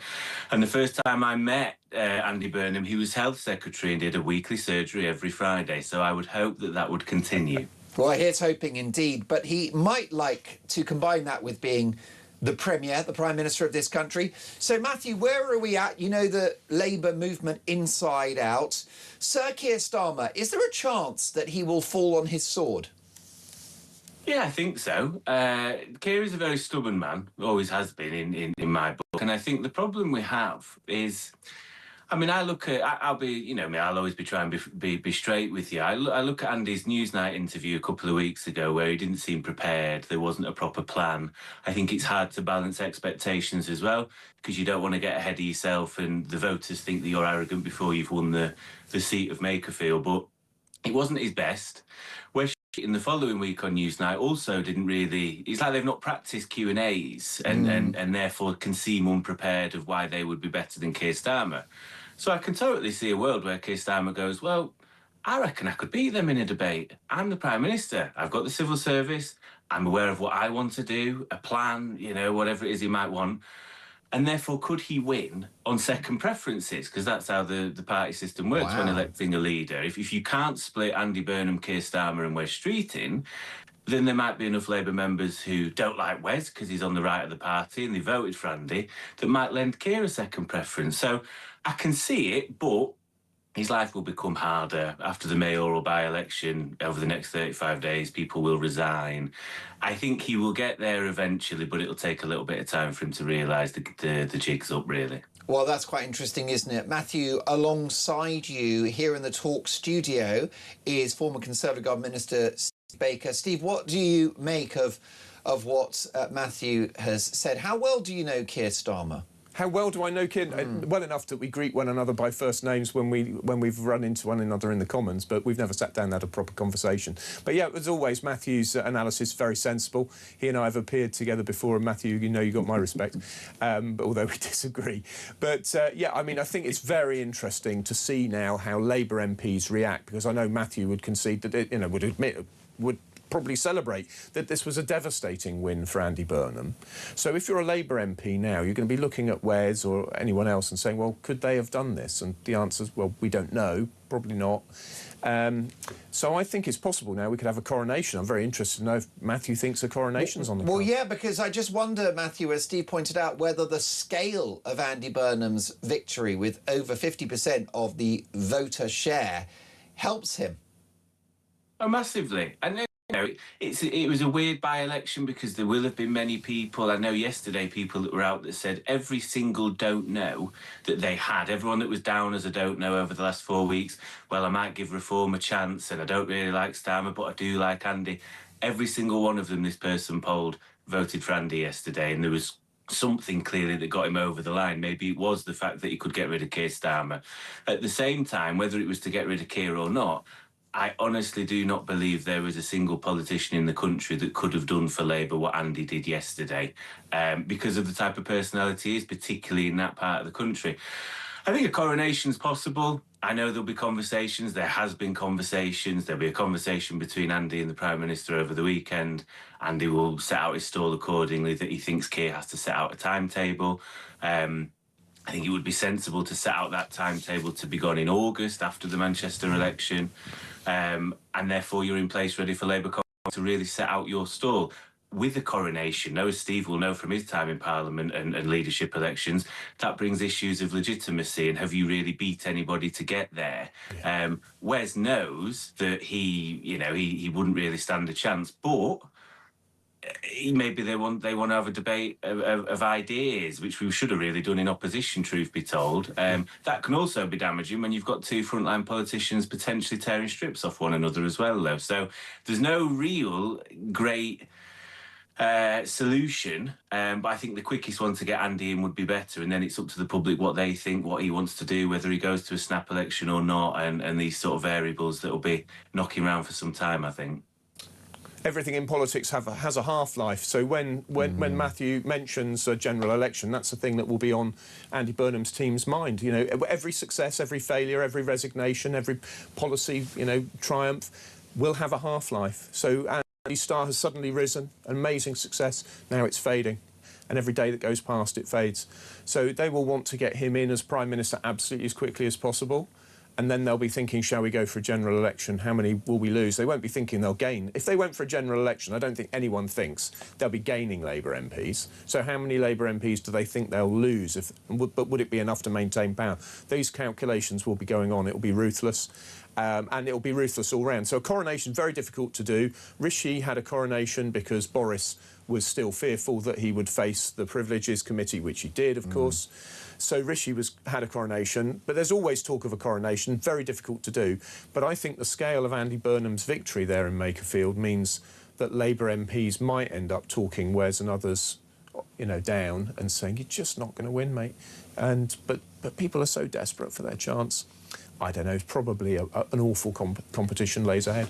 Well, I think it's fascinating, isn't it? I just wonder, Matthew, whether a contest would be worse for the Labour brand to have months of leadership hopefuls, like you said, taking chunks out of each other while the country faces all these problems, whilst Rome burns metaphorically, the economy and all the rest of it, the geopolitical situation. So I think that the risk of a long, protracted campaign is that Labour become the Tories 2.0. Yeah, well, you definitely don't want that with what came afterwards, of course. I don't think it has to be dead long. And actually, I remember the summer of Rishi Sunak and Liz Truss. It seemed to go on forever and ever. It was, the whole summer. With the deputy leadership, with Bridget Phillipson and Lucy Powell, that only lasted 6 weeks. I think you can maybe get away with 4 to 6 weeks with conference coming up in September. And I think that's what I think most people would be keen to do. Let's have a little debate and whatever. But the idea is that the country's in need of a change of direction at the very least, and whoever that is to be, or whether it's Starmer stays and wishes to change direction, who knows? People would need that sooner rather than later. So let's get it done. Steve? Well, your viewers will have watched Lord of the Rings. Lord of the Rings is, of course, a metaphor for the lust for power. And I'm afraid that what we might be about to witness, as I'm afraid with the Conservatives, is the lust for power overtaking MPs. And your viewers will be rolling their eyes and saying, why can't they just put the country first? Why indeed? But it's because they will lust for power, and I think that probably means there'll be a contest. It's just possible we get a coronation. But none of this, of course, good for the country. It's exactly the same mirror image of the arguments that were made when we were going through it. It's not good for the country, although possibly, of course, I said this and somebody replied on X, Possibly it's good for the country because it will slow Labour's awful progress down. But generally speaking, I would prefer a government had a fair crack of the whip, failed on the basis of ideas and was replaced by a public enthusiastic for something else. Yes, I think the issue, Matthew, as Steve has hinted there, is that a protracted leadership contest for the incumbent party of power looks indulgent, doesn't it? Starmer said he would go to Makerfield and campaign, but he never did. What does that tell us, Matthew? It tells you that he's not very popular. He isn't an electoral asset. I've been pleased in any by-election Labour have been in that he hasn't gone to go and knock on doors because people don't like him. It's as simple as that. You know, it's not me being mean or having a faction. He's not very well liked. And I think at the same time, you know, I'm fairly aware he's livid with Andy for doing this. But I don't know, I was talking to people yesterday. You don't have a divine right to be Prime Minister, and if you're bad at it, people will challenge you, whether that be the leader of the opposition, whether that be people in your own party. So if you are making a pig's ear of it, you don't just go, no, I've still got 3 more years. People will want to get rid of you, rightly or wrongly. You're so right about that, and if it was the Tories, Starmer would have been gone a year ago, and the rest. Well, maybe so, yes. Yeah, do you know what I mean? 10 minutes in. Matthew, what about that tantalising prospect just flagged up there, suggested by Steve Baker, of a snap election potentially in October? There will be a Burnham bounce. Does he need to go to the country before we find out what kind of Prime Minister he actually is? It's going to be a choice for Andy and people around him. It's tempting, isn't it? I think it's tempting. At the same time, if you're going to try and turn things around, I mean, again, we can say, oh, he's diverted from the manifesto. I would also say, well, actually, the 5 most unpopular things Labour have done, whether that be the farmers, the winter fuel, the Nix rise and other things, none of those were in the manifesto. There's no mandate for them either, which is maybe part of the problem. But I think let's wait and see. I think we need to have a proper lay of the land. I'm not against it per se, but it's a big deal at the same time. Just briefly, Matthew, do you think that Andy Burnham will be a good Prime Minister if he gets into number 10? That's totally up to Andy. I've been slightly worried about some of the people that have attached themselves to him during this by-election. I'm worried about some of the appointments that could or couldn't be made. I don't want a factional appointment where, you know, individuals who've been sacked before are just out for revenge against the Labour right and Morgan McSweeney. This is about moving the country on and doing things differently, and we need to be pragmatic and grown up about it. Yeah, does it worry that John McDonnell, who is Jeremy Corbyn's former Shadow Chancellor, backs Burnham? Does it worry you that Rachel Maskell backs Andy Burnham, a woman that this morning on Times Radio said capitalism is not progressive? Is that a worry? No, because, you know, in a way, the Labour Party needs and has not been for years because of factional infighting. It needs to be a broad church. So I want all Labour MPs to back Andy, because at the same token of John McDonnell, who I have great respect for, and Rachel Maskell, you have a lot of the blue Labour MPs like Conor Naismith, Ali Stratton, who also back Andy Burnham. That's what you want. You want the whole party united. And we've not done that for years because of petty ridiculous. But no one can make that lot happy, can they? It's a rabble. It's a motley crew. They've certainly tried to It's a rag bag of misfits. Never say never, Mark. Who knows? It's only impossible until it's possible. I think that the only person that could broker peace within the party is you, Matthew, because you are so fair-minded and even. No, you're definitely misguided on that front. Well, we love being misguided by you. Come and misguide us again soon, Matthew. Thank you so much for your time this morning. A very important conversation, an important guest, former Labour advisor. Steve Baker is important too, because I don't think that we would necessarily have had Brexit without his input as the Minister for Northern Ireland when we brokered that deal, and also as one of the architects of our project to get out. We are approaching the 10-year anniversary of Brexit. Yeah. Now, I've interviewed Nigel Farage, which is going out on the Daily Express website and in the paper tomorrow. He's very proud of Brexit and that referendum result. Well, you're one of the big Brexit figures as well. What do you make of this anniversary? What are your emotions? Well, I am proud that we're out of the European Union because it restores democratic control of political power, and that's a good thing. I'm proud that we've taken back control of trade policy. I mean, we've even got Labour celebrating the trade deal with India, which, of course, is not possible if you're in the customs union with the EU. So there have been, you know, really huge successes.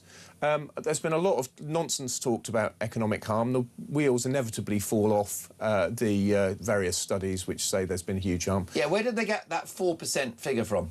Oh, well, That's which like a fairy tale, isn't it? That most of their fairy tales. Typically what happens is people engage in modelling which has the wrong assumptions and churns out a fanciful figure. Which we saw during COVID. Well, which we saw during the referendum campaign. I mean, modelling is very, very difficult to do and it's almost always wrong. But if you look back at the facts, if you look back at the way that GDP has evolved across Europe, index it to the 10 years ago, you find that there is an underperformer and it's Germany. And the UK is kind of in the centre of the pack compared to the comparable growth has European. outpaced Germany. So the Germans must be regretting that they had Brexit too, then, if they've had less growth than us. I think it's more to do with net zero is the truth. And this is the nonsense that's talked. If you look at that last 10 years, the big interruption to GDP was COVID, and it's absolutely unequivocal. It was COVID, huge hit for all these nations with COVID. And the other thing, which particularly hits industrial Germany, is net zero. We've got to get real about net zero. We've got to get real about the factors that actually affect all our lives. We need to deregulate. How I feel about 10 years on is this. Isn't it incredible that we haven't moved on from refighting the Brexit campaign, but we have moved on from talking about the harms of COVID? I find that absolutely astonishing. So I suppose where I've got misgivings is that the people who govern this country, the people who influence public opinion in this country, haven't moved on. I keep picking up the FT or the Economist, and that was your first mistake. Well, yeah, but the FT's a classic. They will run a story where people reporting that farmers and others want carve-outs from EU law as we have this reset because of the benefits of Brexit having left, and then you'll get an editorial saying what a terrible mistake it all was. And the truth is, if we regulate differently, we can do better than the EU, but we do need to get on with it. Well, I think Labour are using Brexit as a political football and an excuse for their economic policies which have failed. Who knew that politicians engaged in mere virtue signalling for the purpose of garnering votes? And I'm surprised that the right are not a bit more positive about Brexit, because I know the deal hasn't been perfect and a future administration can still make a great success of it. But I can offer you, like you mentioned, the restoration of our national sovereignty. Yep. There's also the small matter of circa 120 billion quid that we haven't paid into the EU for the great privilege of membership since 2020, notwithstanding the divorce bill. You know, ultimately, even a bad Brexit at this stage, it is a win. Oh, look, the reality is that there are 75 or am I missing something here? There are 75 Brexit benefits which are available in a book published by a guy who tweets as Gully Foyle. He's done a brilliant job of setting them out.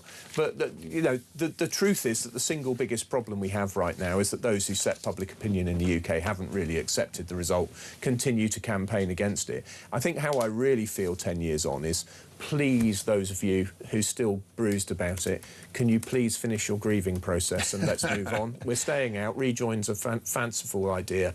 We're staying out. Let's get it right.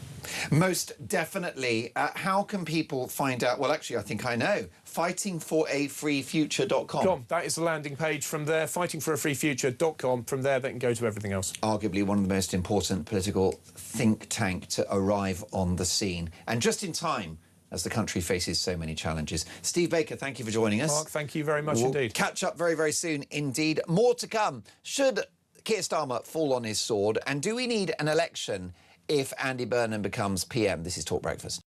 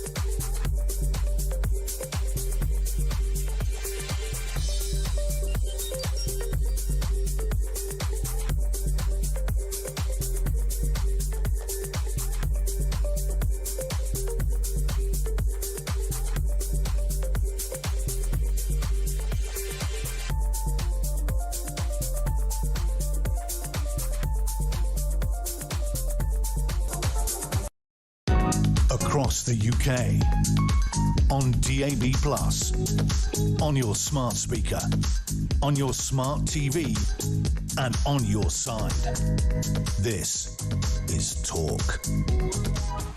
Andy Burnham is the brand new Labour MP for Makerfield, having achieved an astonishing 54.8% of the voting share, with Reform UK on 34.5%, Restore on 6.8%, and the Tories, the Greens and the Lib Dems disappearing without trace. It's 9:43, this is Talk Breakfast, and reacting to this seismic political shock is Joe Twyman, founder of Delta Poll. Good morning, Joe. Great to have you back. Good morning. What are the headlines for you in regard to Makerfield yesterday? Well, I think the really interesting thing is the size of Andy Burnham's victory and what that actually means. You and I have talked before about the fact that by-elections are unusual and they have weird circumstances, and this was certainly unique. But the manner of the victory and the size of the victory is what's really interesting here, because Andy Burnham was able to increase turnout, he was able to increase his share of the vote and increase the number of votes that Labour won compared to the last election. He won more votes than Reform and Restore combined by some distance, and he managed to win over, it appears, votes from Conservatives, Lib Dems, etc., etc. So the momentum is certainly with him, and as we know, momentum very important. We know about what happens next, because it's clear that the opportunity and the principle of change is one that is very popular, and the phony war of the leadership election appears to have finished, and it'll be battle commences.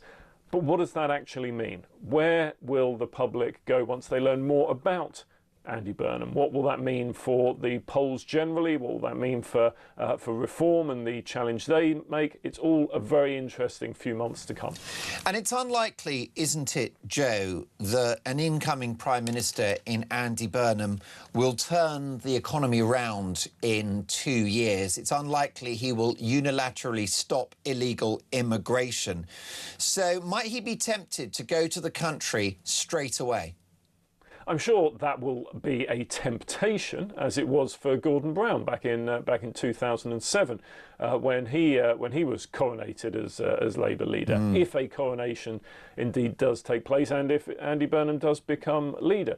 But regardless, I think that although that is a calculation that will take place, it's by no means guaranteed, and I don't think it's the most likely option either, because it represents a risk that you don't necessarily need to take 3 years out from when a general election needs to occur. And so will immediate change on the economy be likely? No, because Andy Burnham will be subject to the same restrictions, and many of the same restrictions that Keir Starmer is subject to, and many of the big questions that the Labour government faces will remain when if Andy Burnham is in charge.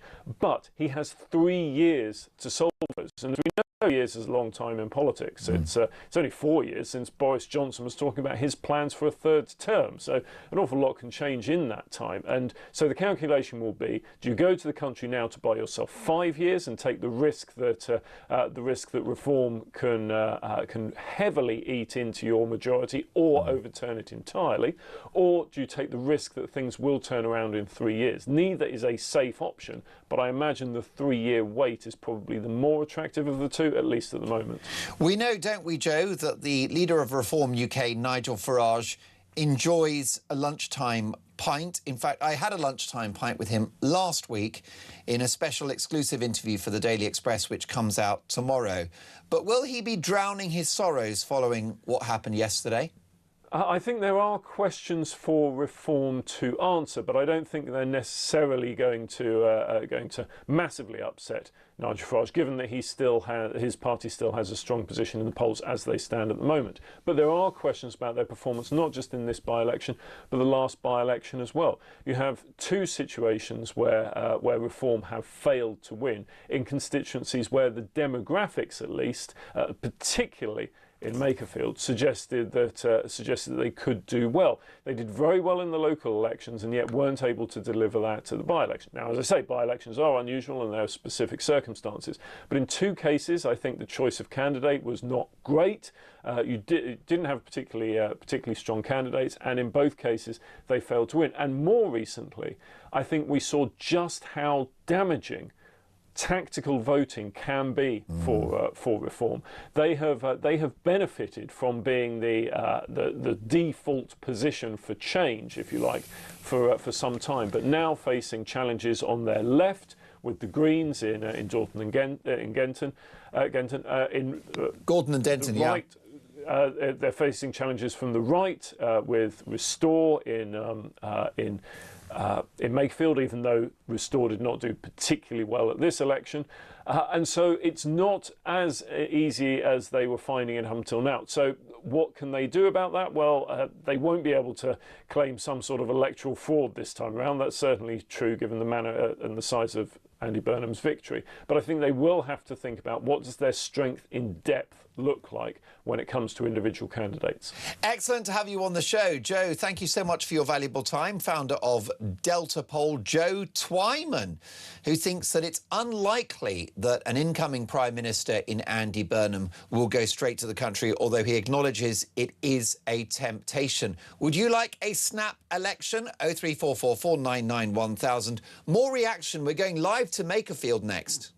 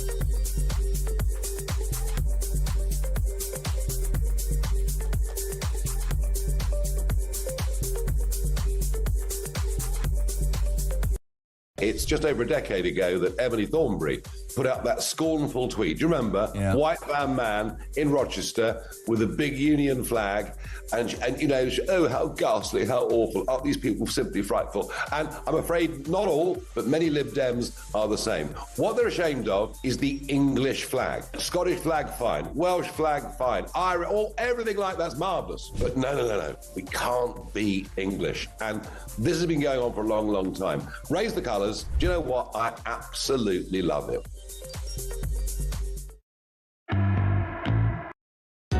Across the UK, on DAB+, on your smart speaker, on your smart TV, and on your side.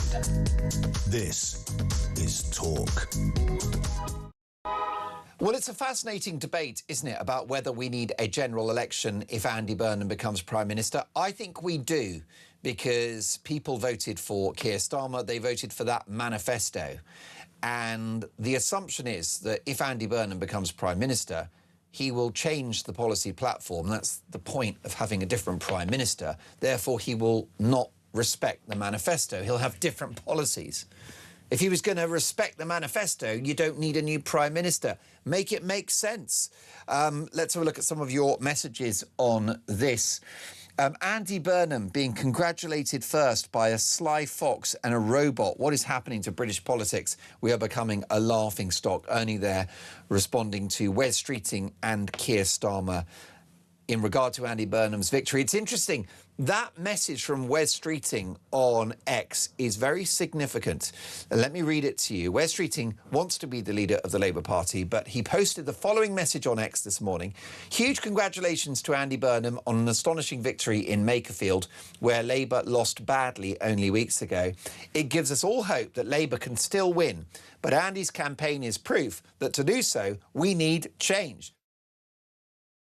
Well, that is a very interesting tone because Wes Streeting's post on X is Andy this, Andy that, Andy 3 bags full. Does that imply that a coronation is coming? Samara Gill is our senior political reporter. She's in Makerfield. Hello, Samara. Hi, Mark. With these posts on X, you have to really read between the lines, don't you? And what you've heard there from Wes Streeting, you know, huge congratulations to Andy. Andy's proved we can win. Andy this, Andy that. I just wonder whether this paves the way for a gentleman's agreement and the swift appointment of Andy Burnham as Prime Minister. Yeah, I mean, this is a huge bargaining chip for him, this win. Obviously, you know, it goes without saying that this has been a very safely held Labour seat for over 120 years, but it was still a stonking majority that voted for Andy Burnham at this election here in Makerfield, where we're standing. So I think that people are now coming to play. The Labour Party is now saying, OK, there's one man that we know can win, we can get behind. I'm talking to many different people. I've just spoken to about 10 different people since I last did the hit. And they're all these sort of old school Labour voters who absolutely despise Keir Starmer, but can get behind Burnham. So maybe this is a total rebrand of the Labour Party that has been well needed. And we can kind of see now why Keir Starmer was trying to keep Burnham hidden away for so long. I was just talking to my cam op, and you know, we were just talking about how Gorton and Denton was meant to be a seat for Andy Burnham. If you remember correctly, Keir Starmer blocked that, not wanting this majority win, not wanting the people to see how popular someone else could be. Most definitely. I'd like to read you this text that's come in, Samara. And it's in regard to the political right. Mark in Staffordshire. Good morning, Mark. Labour will not call a general election as Restore UK, led by Rupert Lowe, need another 2 years to be ready. An enemy divided is an enemy defeated. What do you think about that? Clearly, the impact of Restore was not decisive for the result yesterday. If you combine Reform UK's votes and Restore, Labour still win. But is this a shot across the bows? Is Rupert Lowe a significant threat to Nigel Farage's political ambitions?